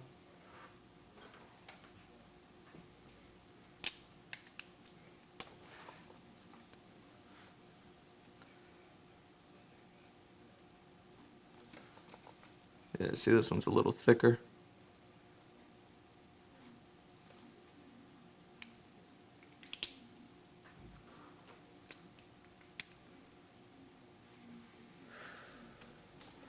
And what's today? Is today the 8th or something like that? I believe it's the 8th. Yes.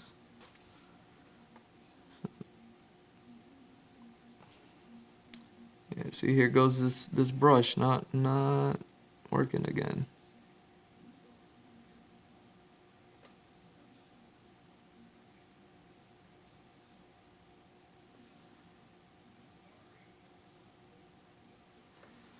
There we go. Get one last picture in.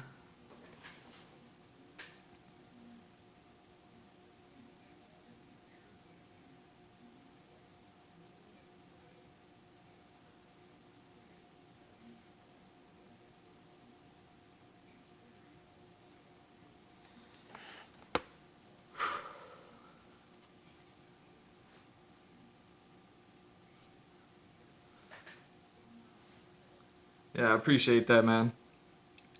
I really hope so too. I mean, this is what I've always wanted to do. And now the trick is to just like do it with being able to support the family with it too. I mean, that's all I need from it right now is just to be able to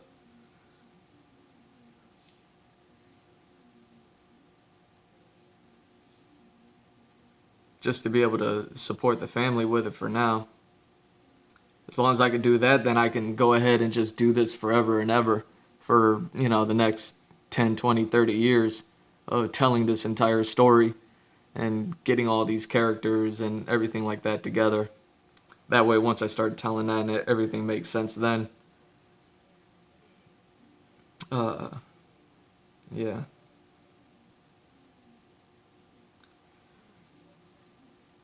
So, let me throw up the be right back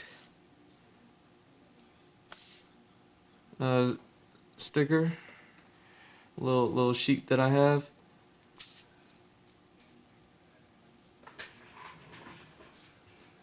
Cause I will be right back. I'm gonna take a break, grab some water, eat that egg that's probably going cold, and yeah.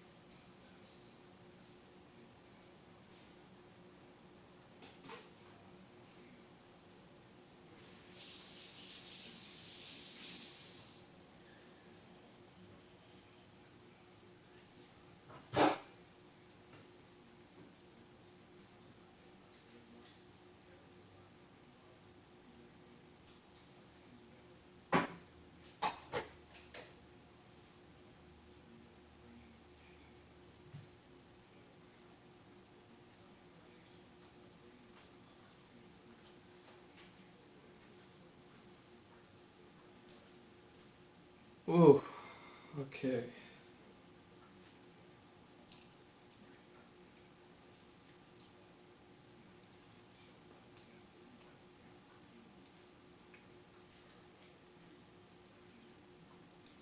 Yeah, so I'm gonna start another one real soon.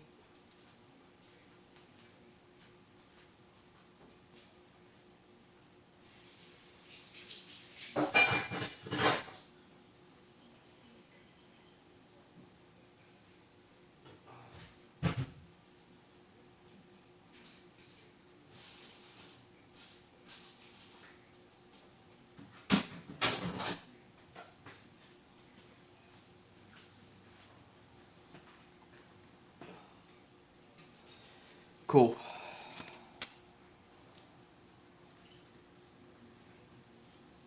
You know, I was just thinking how I really don't like this drawing that I did. And I don't know if I want to keep it in there or not. I really dislike it.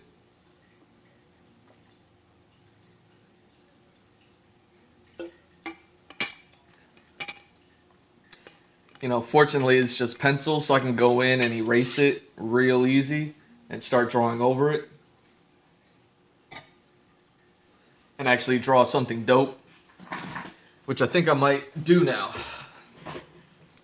I know I have two other blank ones down there, but hopefully this is one that I could just do quickly. You know, kind of just get something done easily. Easily in quotes, of course.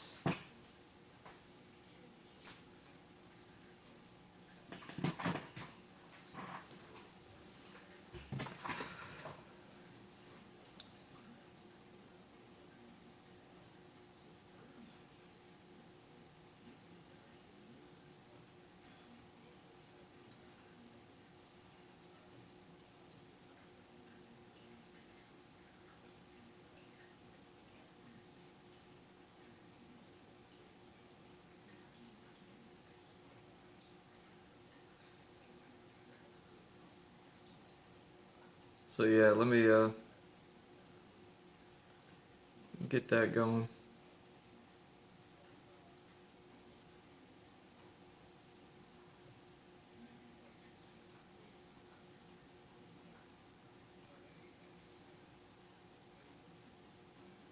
So let me see.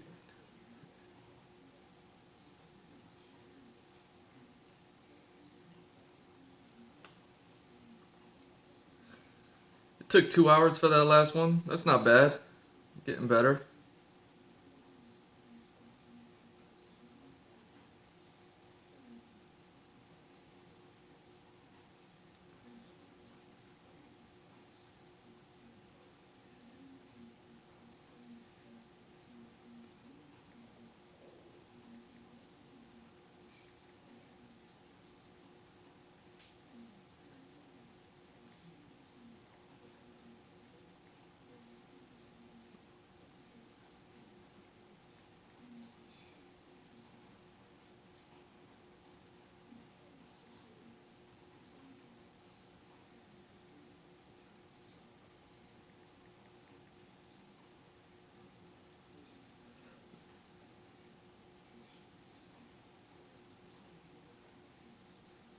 So yeah, let's just get into it.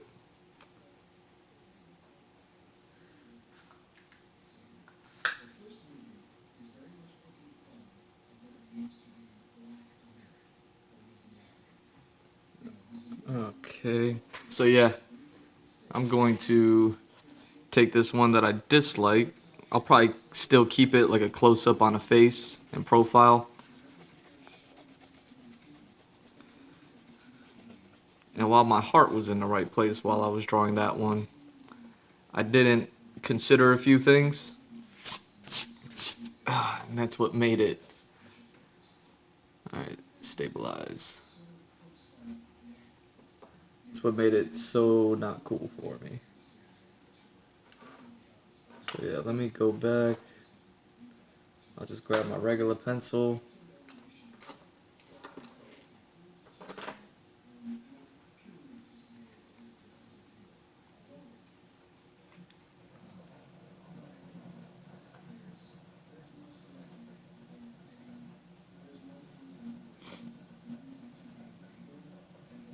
All right.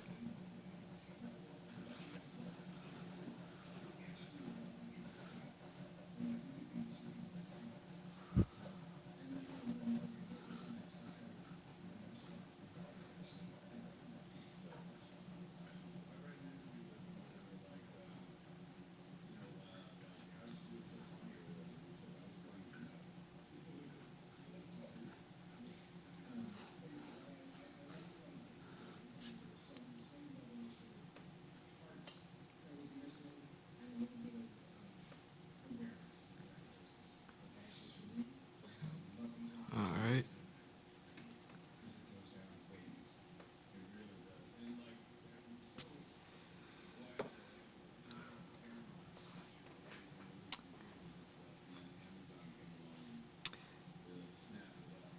Yeah, I'm gonna erase that one. I really wasn't feeling that one.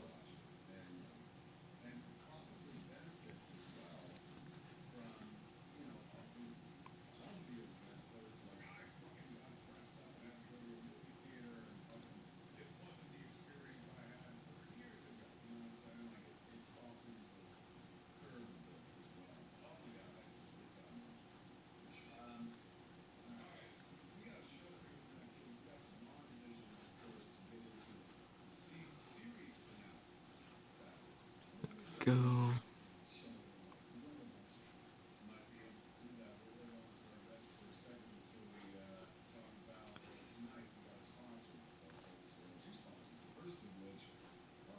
Oh yeah.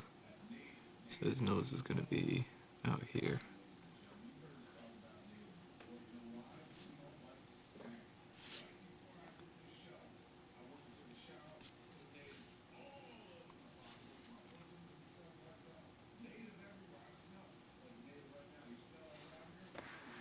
Oh, this guy?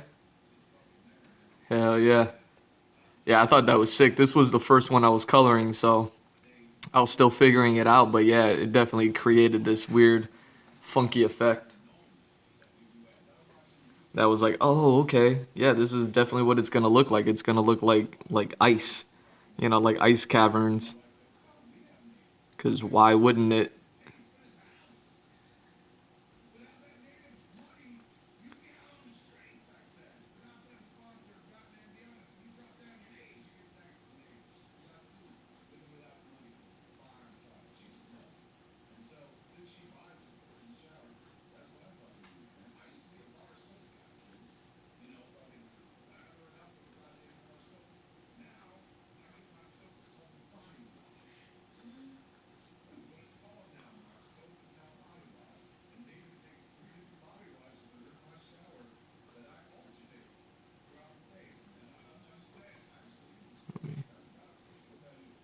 So is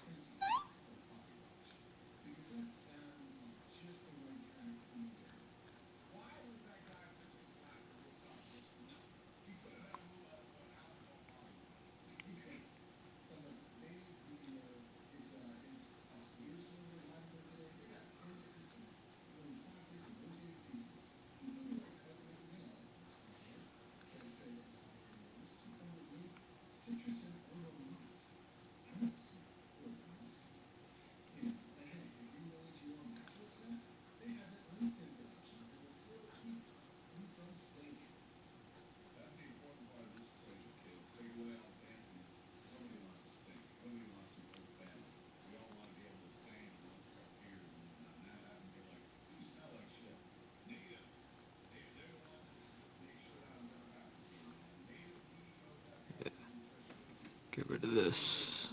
No.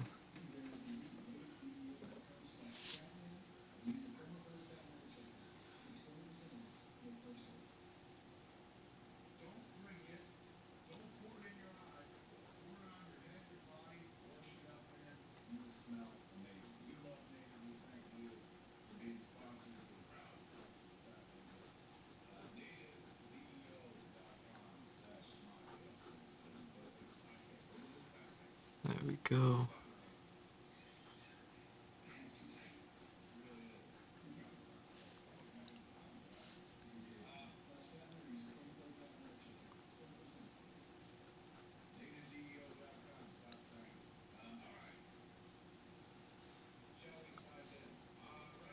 So yeah, I'm gonna give this guy some horns. All right, man. Well, thanks for stopping by, JJ. Really appreciate it. And yeah, man, I'll see you around. Thanks for stopping by, man. Have a good one.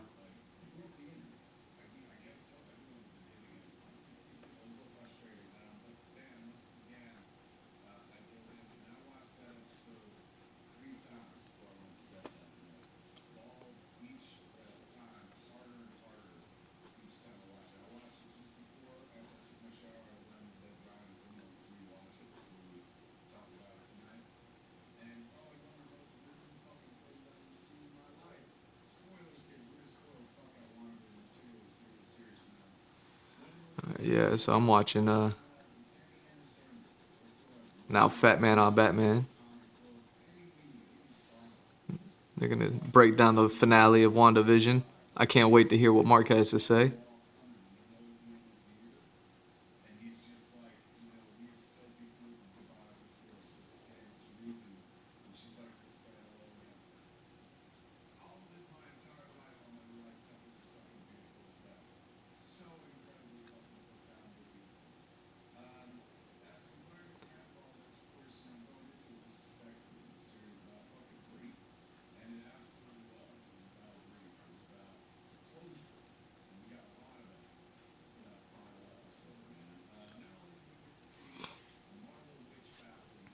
There we go.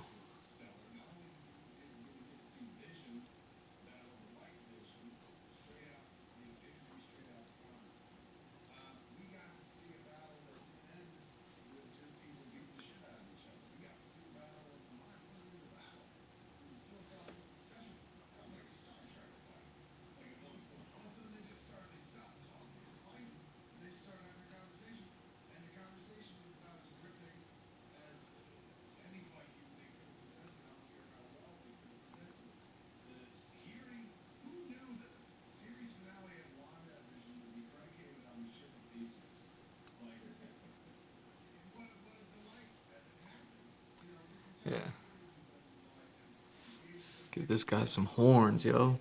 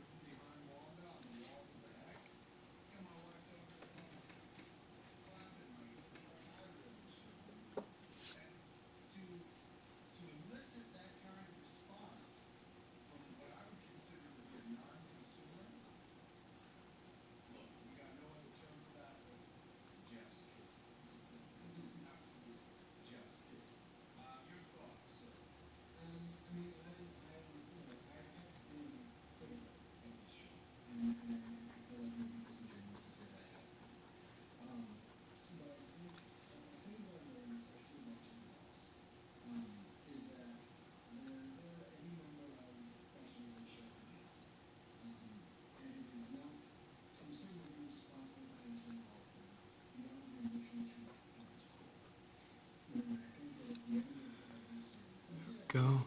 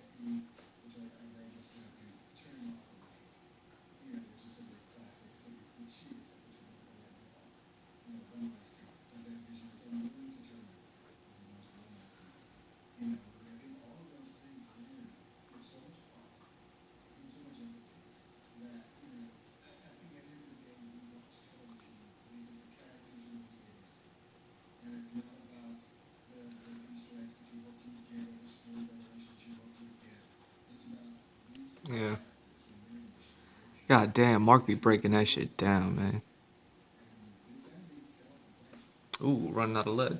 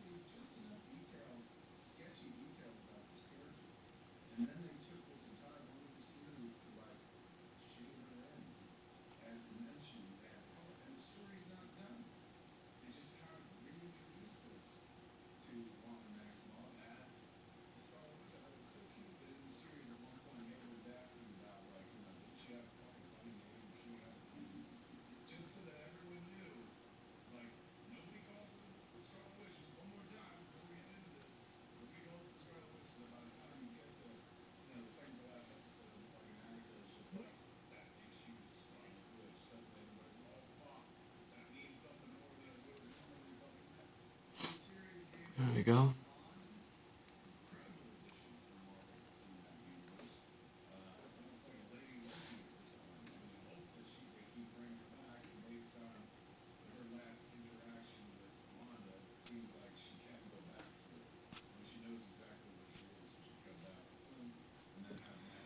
Yeah, see, this is starting to look a whole lot more relevant to everything that I've been doing.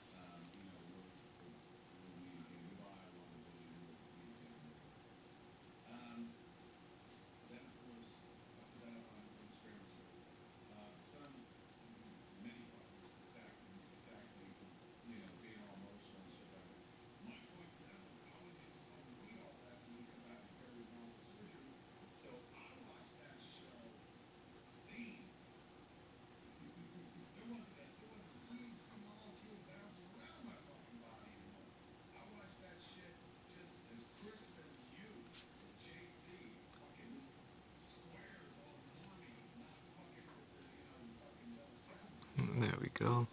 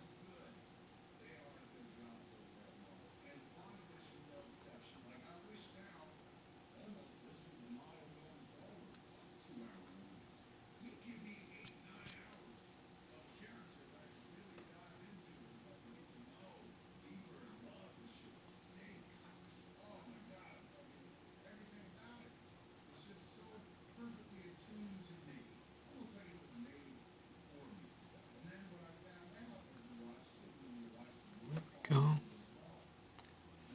Hell yeah. This guy has his hair drooping over, and he has his Vegeta hair.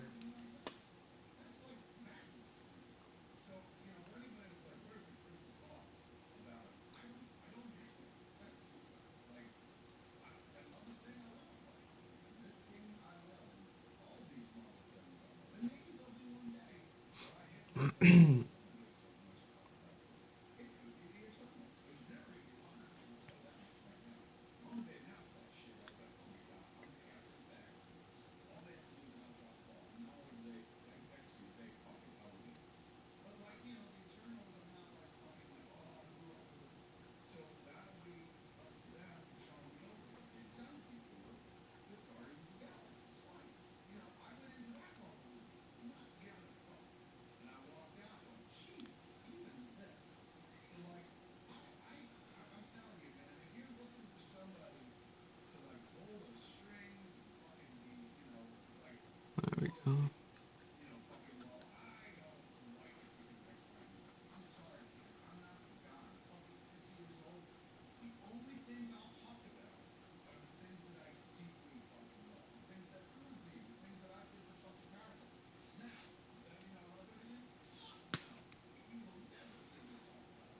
Man, Kevin breaking it down. I love it, man. WandaVision, it didn't deliver what everybody was expecting it by the end of it, but it still delivered something great. I mean, it's so true. I was watching it, the end, I'm a little disappointed. I was like, oh, so no Mephisto, no. It's like none of that stuff yet. It's still room for it. I think they just needed to get the story in,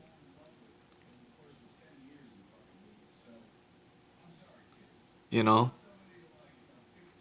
You gotta you gotta figure they're trying to tell a story, and a story is like Wanda coming to terms with the Vision being gone after she snapped back. And this is what that was. And you know Maybe a story like bringing a character as heavy as like Mephisto is in the works, but yeah, it probably deserves a better attention than one that is Wanda getting over the loss of Vision.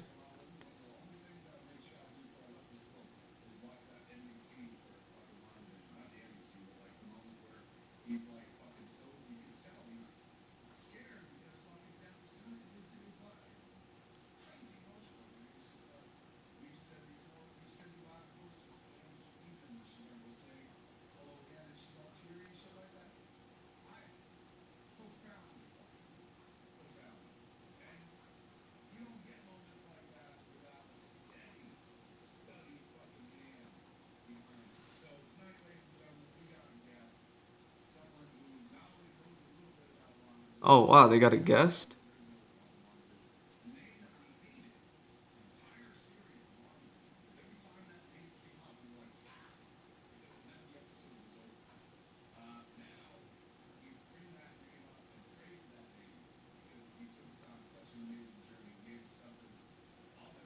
Oh,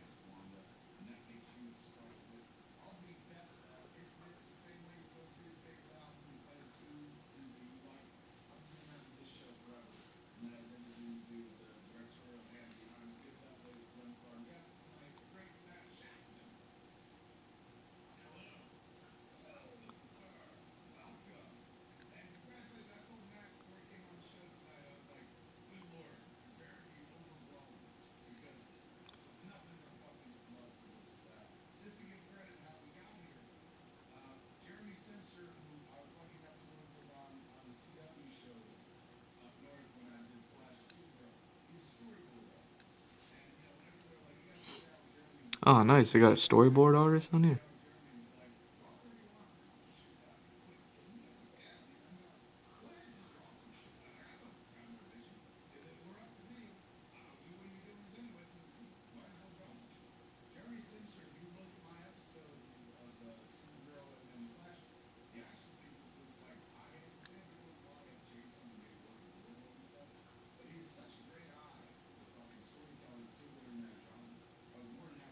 Oh, that's so cool, man. He is a storyboard artist. That's what I want to do.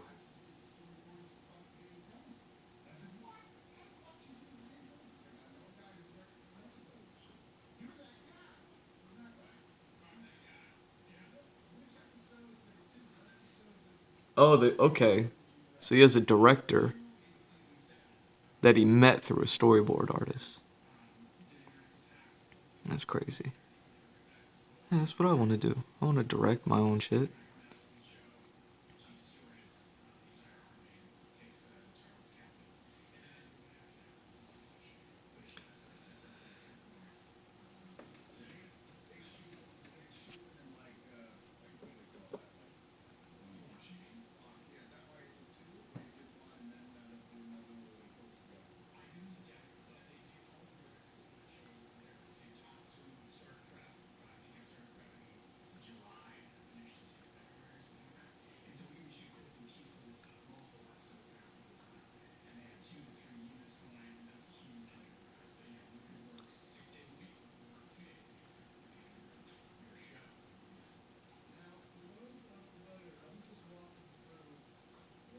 All right, my coffee's done brewing too. I went to go brew some coffee when I stepped away to eat that egg.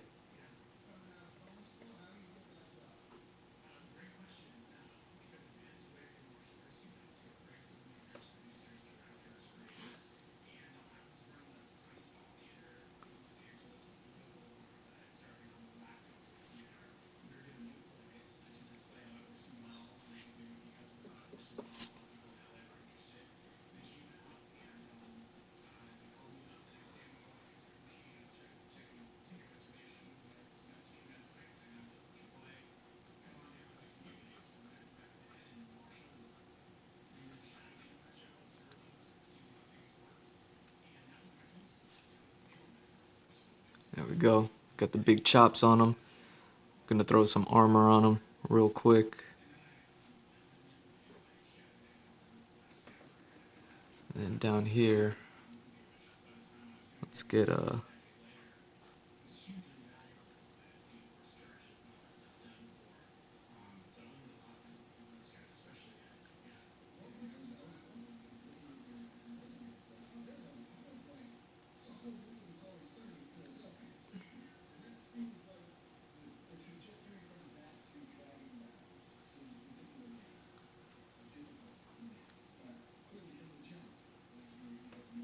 There we go.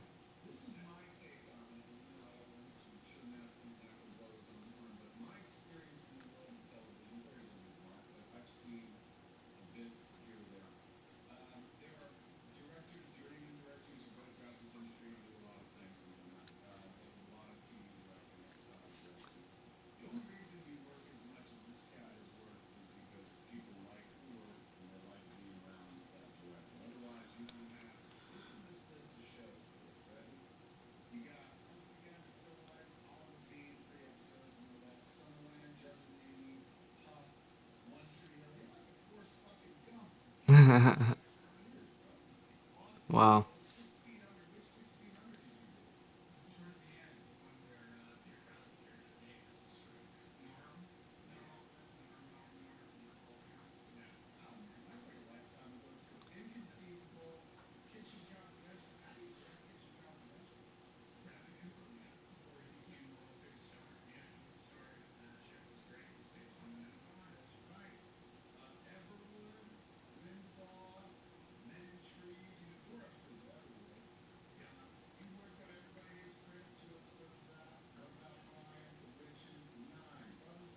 Wow.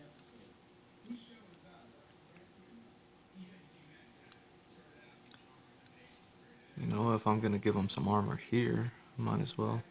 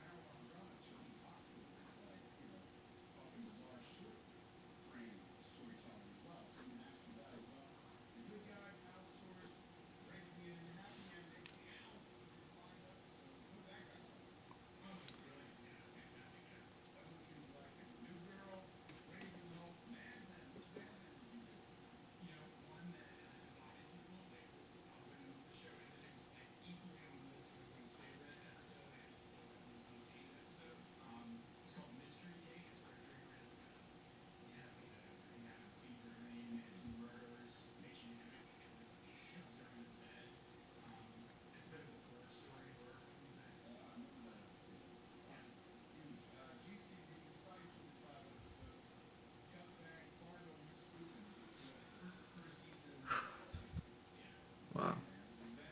Looking badass already. I'm enjoying this one a whole lot more than that last one I was working on, or that last one that I just erased behind it.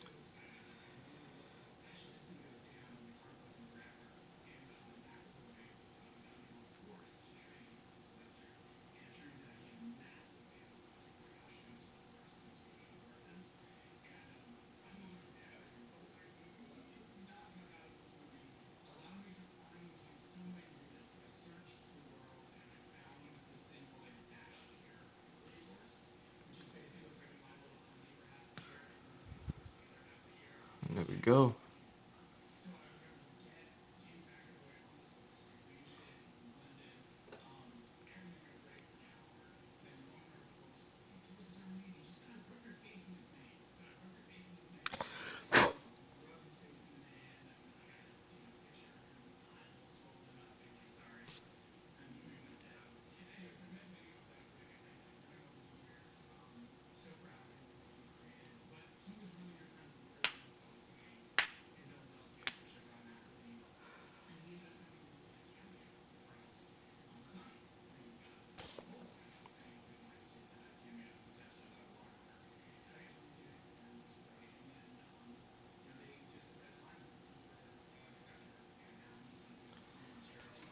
There we go. Yeah, I'll be right back. I'm going to. Oh, I got another viewer in here, man. Hey, what's up? You're catching me right in the middle of something. I just brewed some coffee about 20 minutes ago, so it should be done by now. I'm gonna go pour myself a cup. But yeah, you caught me in the middle of working on this one, which is a correction of an old picture that I had in there. I didn't like it, so I erased it and I started drawing that one. I'm loving it a whole lot more. But it's that character that's synonymous with all these characters that I'm working on here. And this one I just finished earlier in the stream. But yeah, I brewed some coffee after I drew that, and then I started penciling this one. And yeah, I'm gonna go pour myself a cup of coffee if you don't mind. Um, feel free to ask questions or hang out or do whatever you need to do, man. But I gotta go get some coffee. Throw up the BRB sign.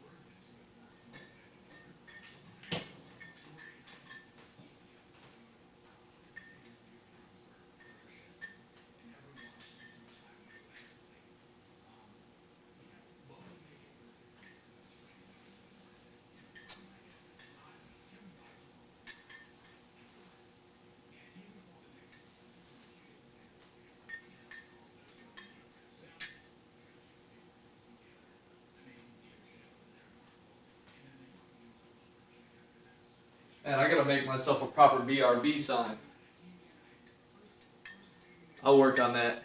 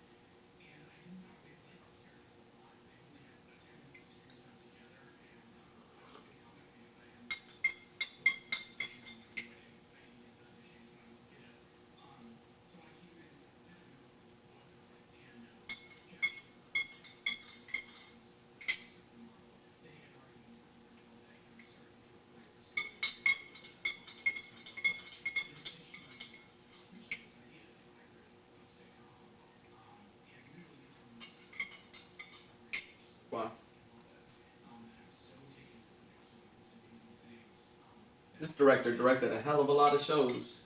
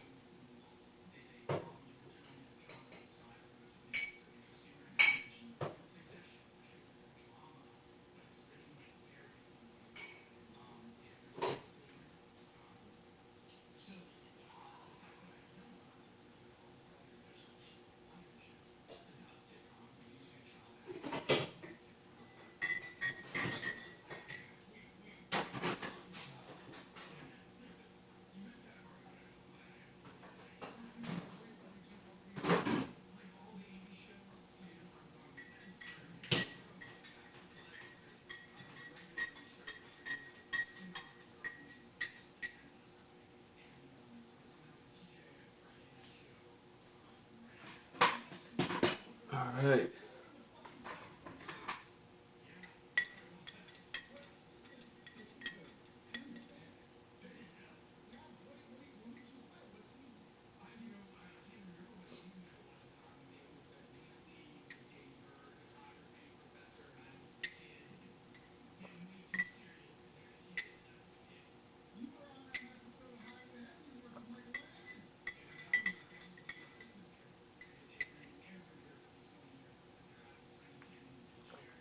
Okay.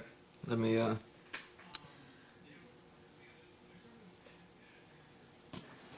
This is the second cup of coffee, right?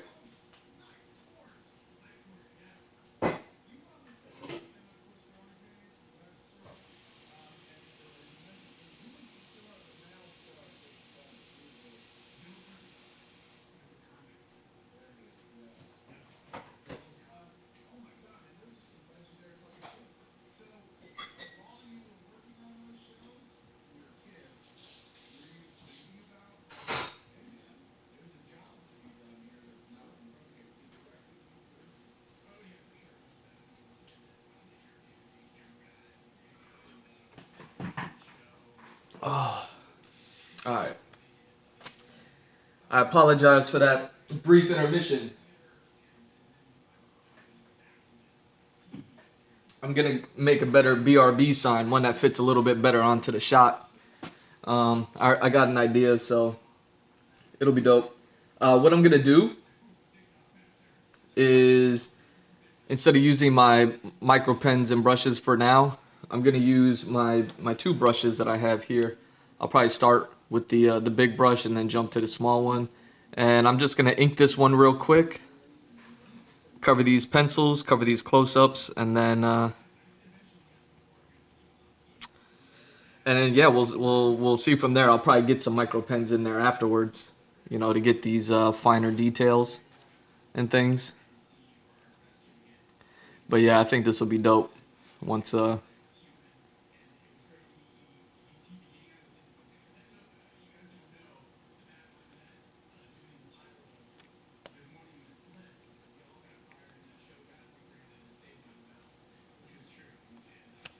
right. So let's go. Here we go.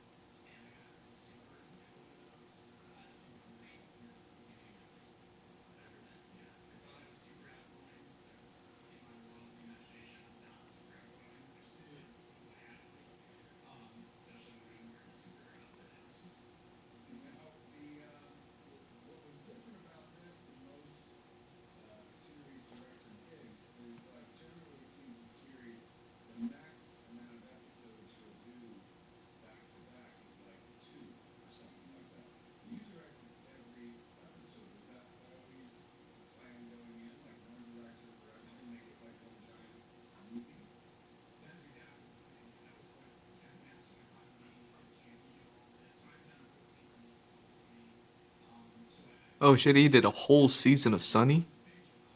I figured he did some episodes, you know.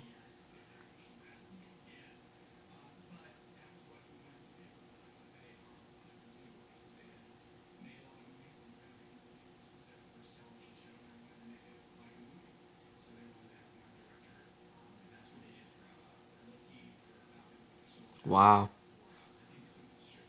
it's interesting.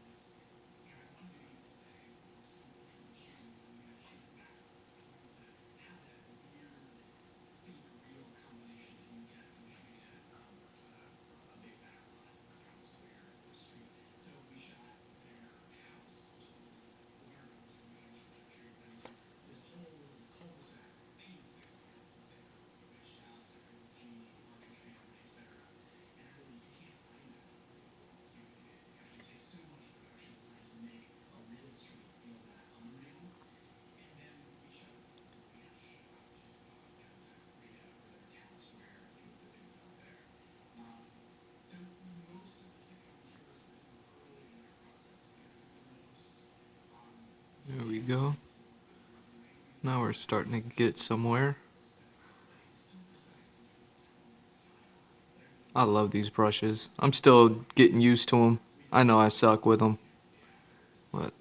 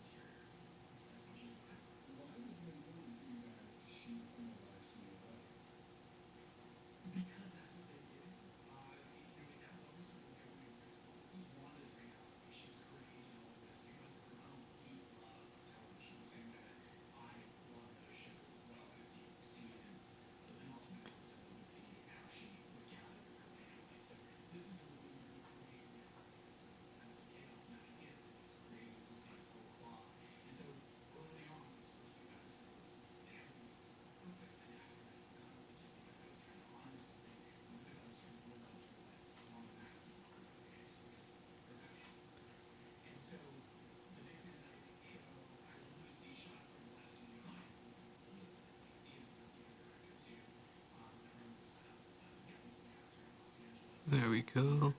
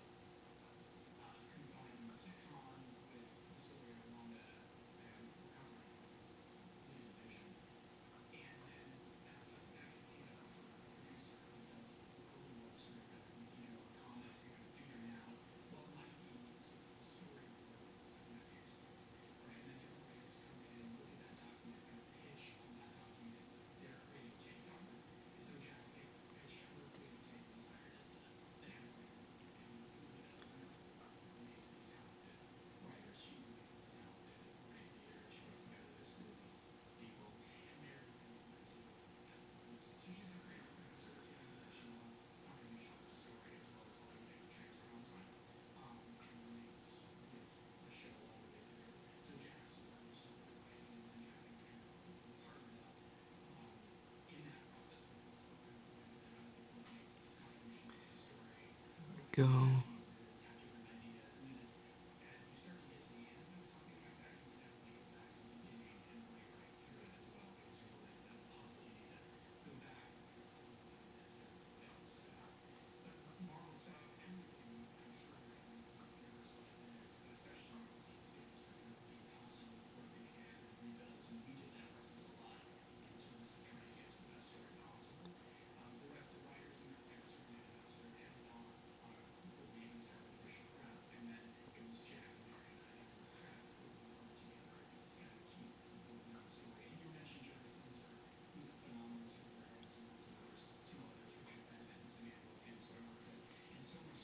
Yeah.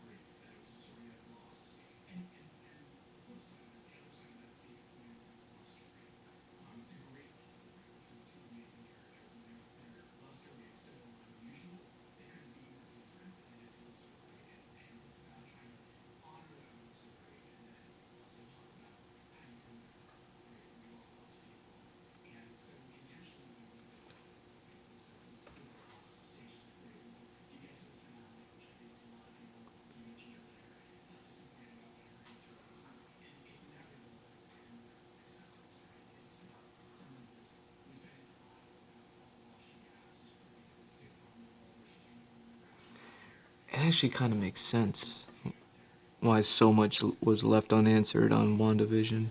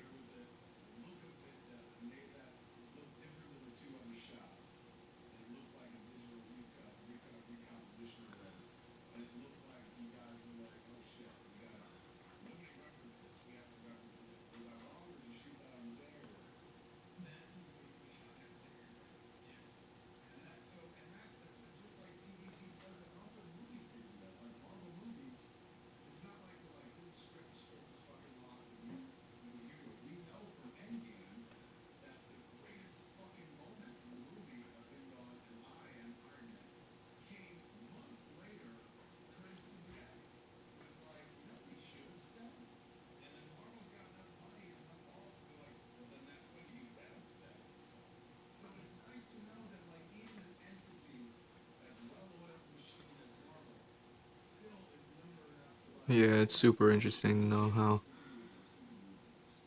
much even the big show is kind of just figuring it out.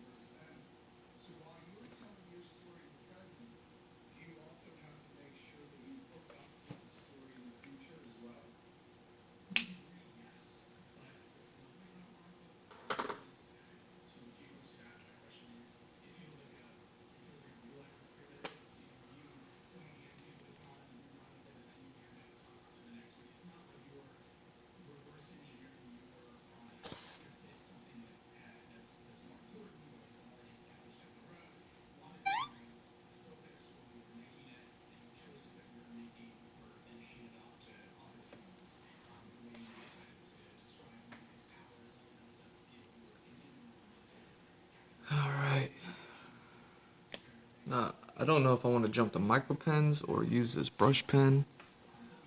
Try to use it, I mean.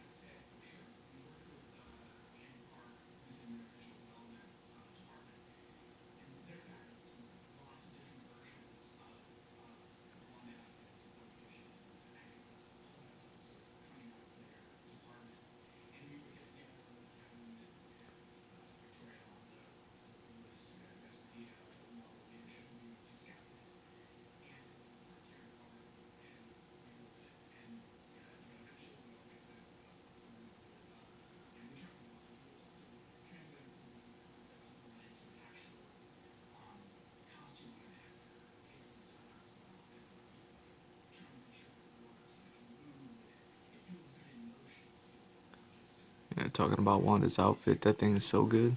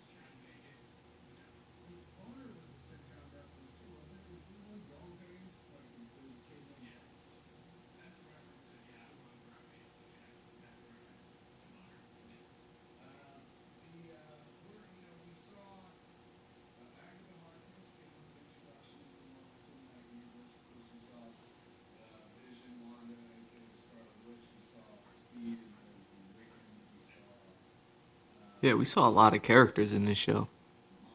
Makes sense.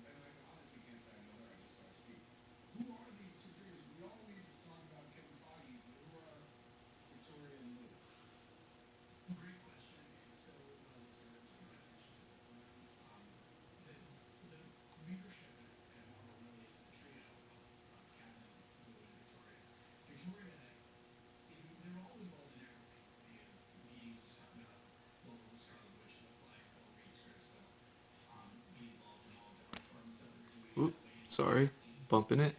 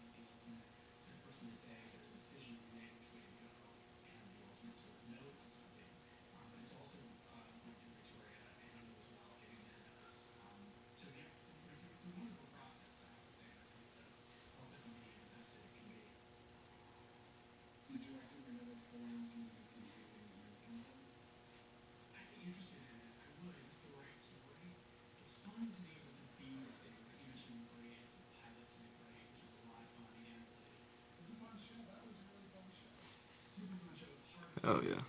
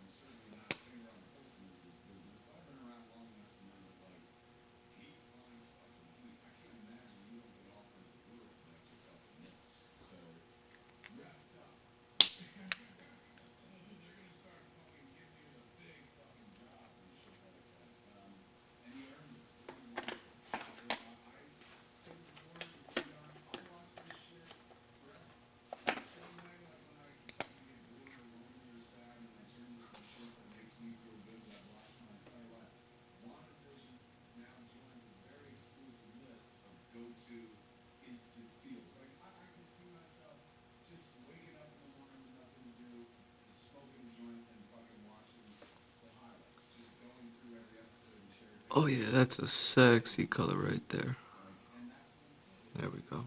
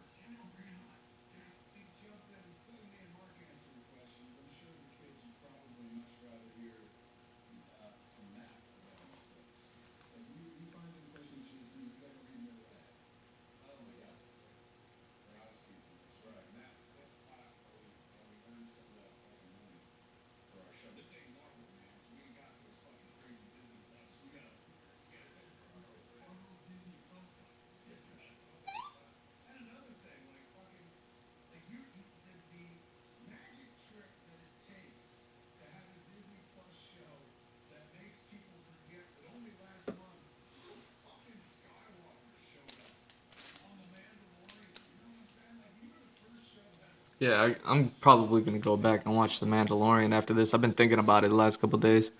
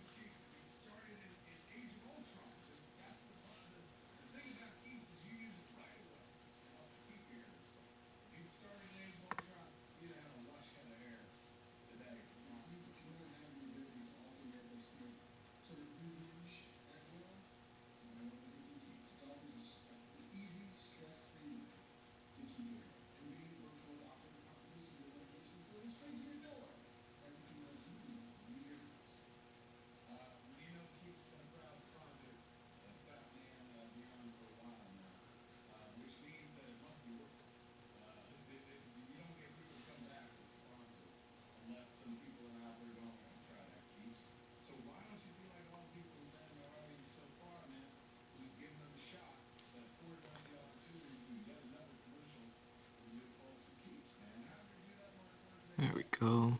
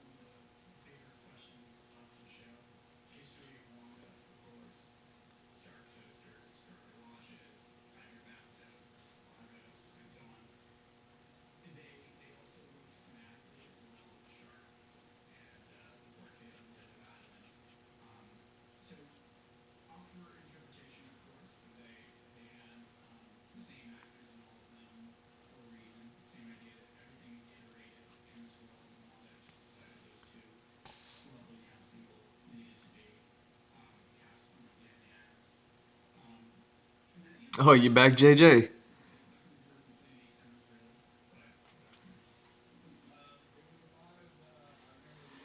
Yeah, this is way better than the that pencil that I had in there before.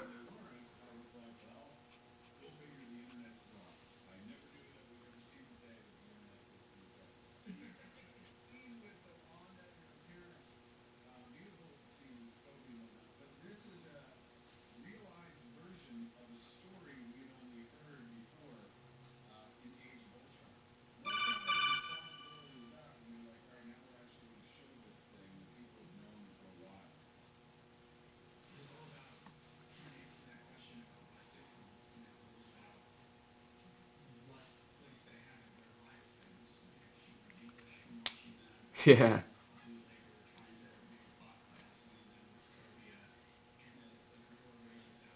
Yeah, you see, man, I work on these concepts a little bit, and then, I get the idea of who these characters are and stuff like that.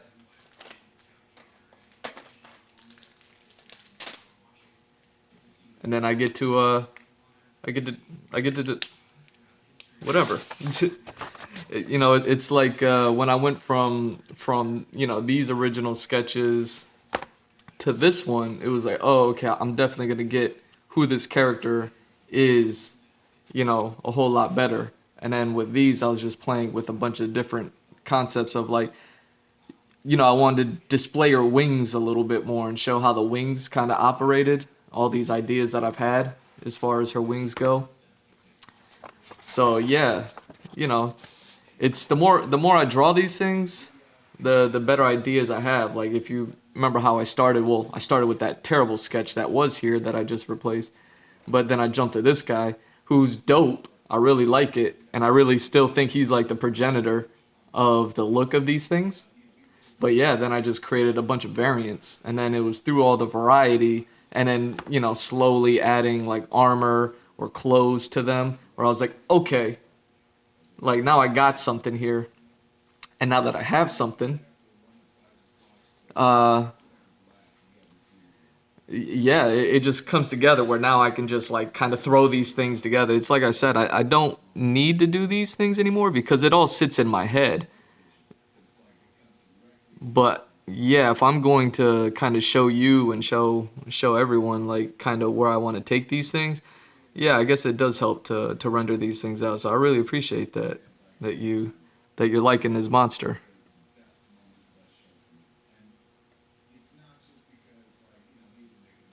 Yeah, very very monster stance, taking a step forward and all that. Yeah, threatening.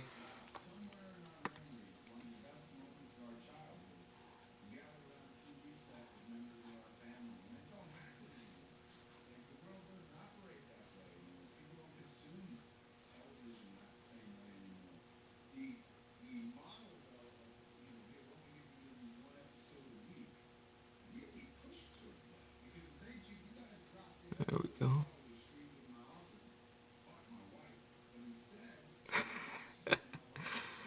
Uh, my bad, man. I'm still watching that Fat Man on Batman podcast or Fat Man Beyond podcast. They're interviewing the guy, the director of WandaVision. Now that the show's over,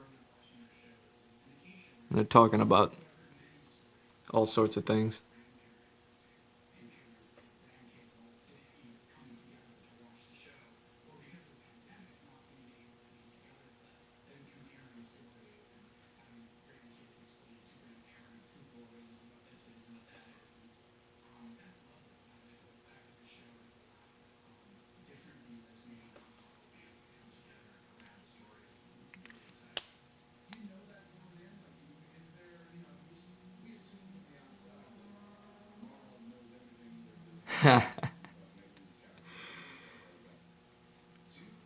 Yeah, it's funny. Yeah, this character is probably one of the more strong characters in the world. But there's other characters that are kind of like his equals in this world, and yeah, I think I'm gonna have a lot of fun getting to them as well. Cause yeah, this guy is based off of,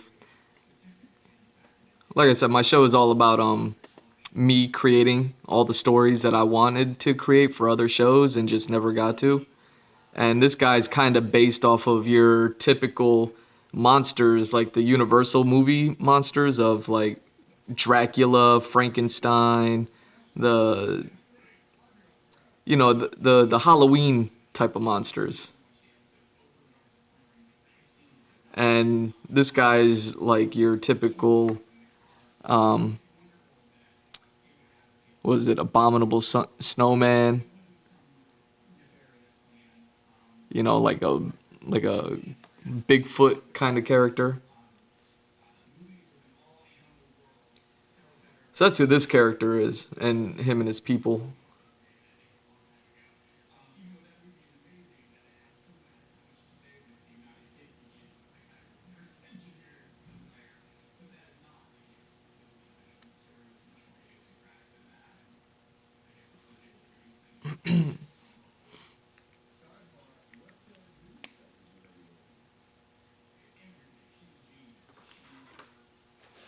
You know what?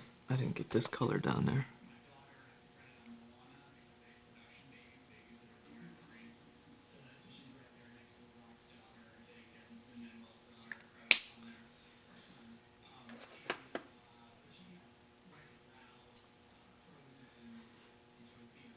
So yeah, it's very fitting that this guy's pretty haunting looking because he's supposed to be kind of like one of those monsters that kind of scare you.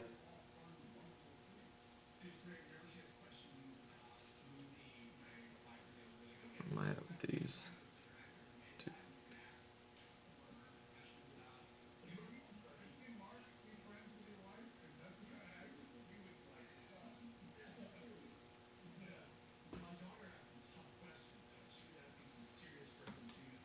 All right.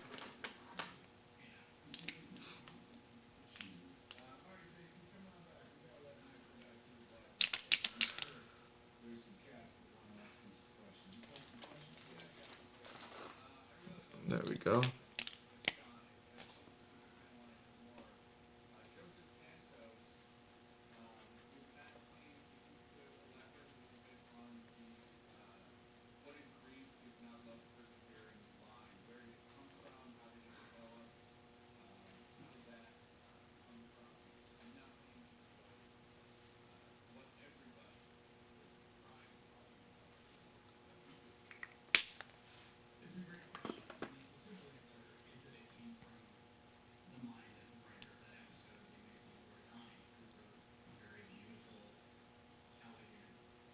Yes, yes. Hotel Transylvania, exactly.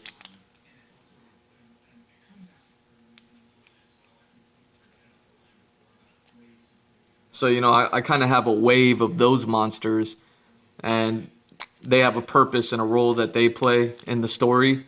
And, this guy's just one of the ones that's out in the cold parts of the world.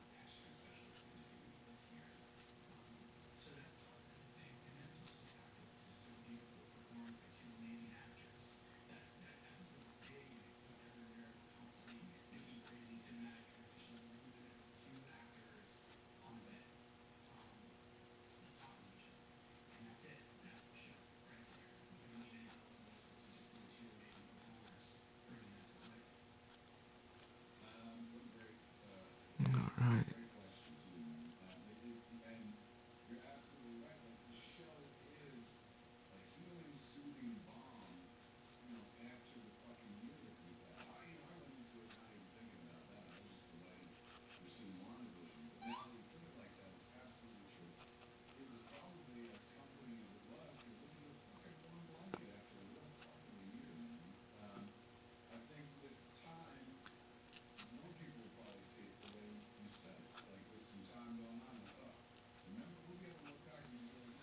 But yeah, I'm pretty much done with this one, and I'm glad.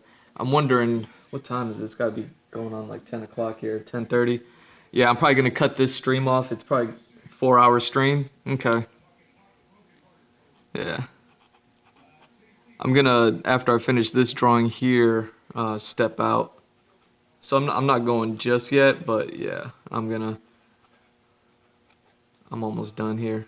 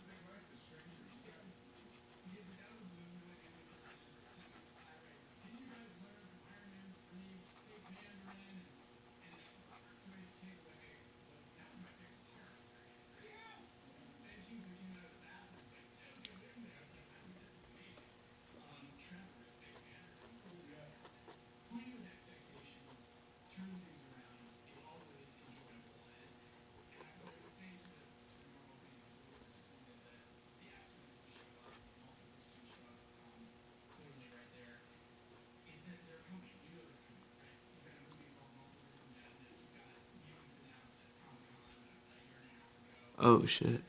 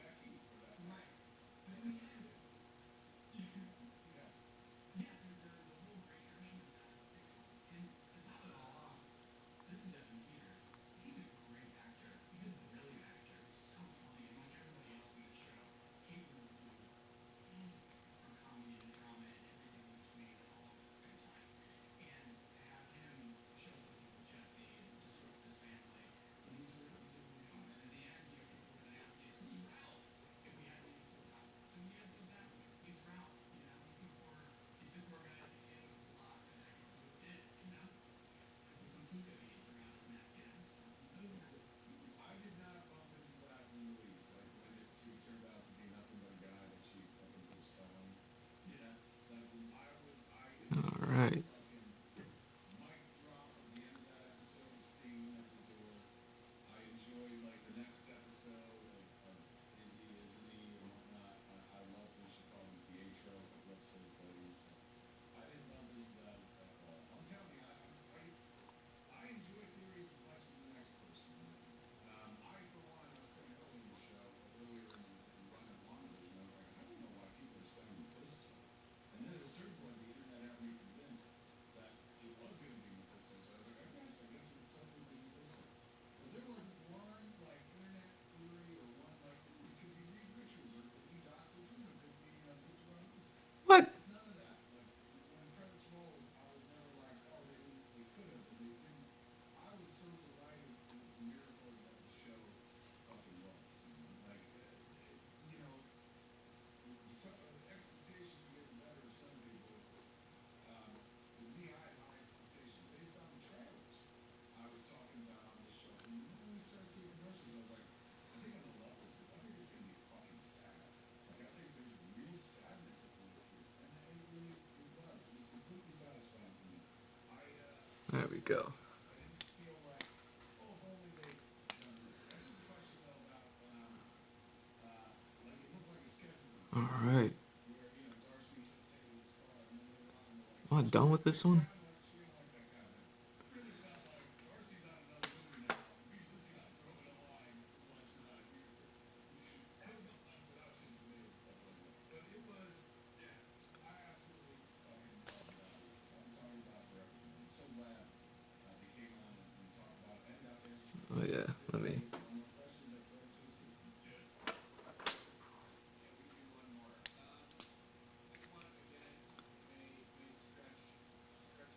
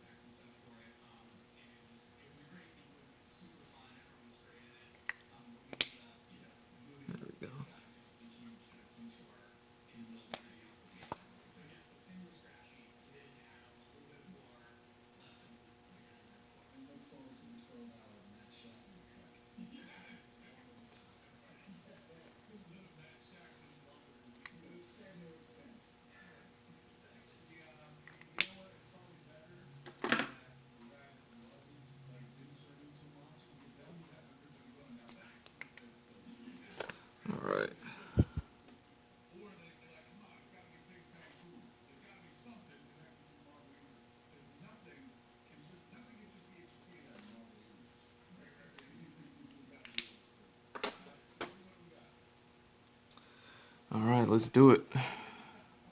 4 hour stream. Got a good, decent chunk of art done. Just to recap, we did this one from beginning to end. This was a blank square. I did set out to do these two, but I guess I'll do them later on today. I'll probably just do something similar like I did here. Just get some profile shots, get some shots of the face, just because I think I only have two of them. And, you know, they're pretty cool. They're pretty easy or quicker to do than full body ones like these are. And I think we kind of got the concept of the full bodies. So now I'm just going to play with some more facial structures as far as like uh, teeth and horns and things like that. We'll see what else I'll do. But yeah, maybe I'll do some environment stuff. Uh, you know, either way, I'm GMrDrew at GMrDrew on all socials. GMrDrew.art, my website. Go check it out. And yeah, man, follow, like, and subscribe, everything. I really appreciate it. JJ, thanks for stopping by. You know, I always appreciate that. And yeah, man, I'll be back on later on today to continue some more of this and working on these, and then hopefully at least finish out this page so I could start a new one. And yeah, it's gonna be fun, man. Take care, man.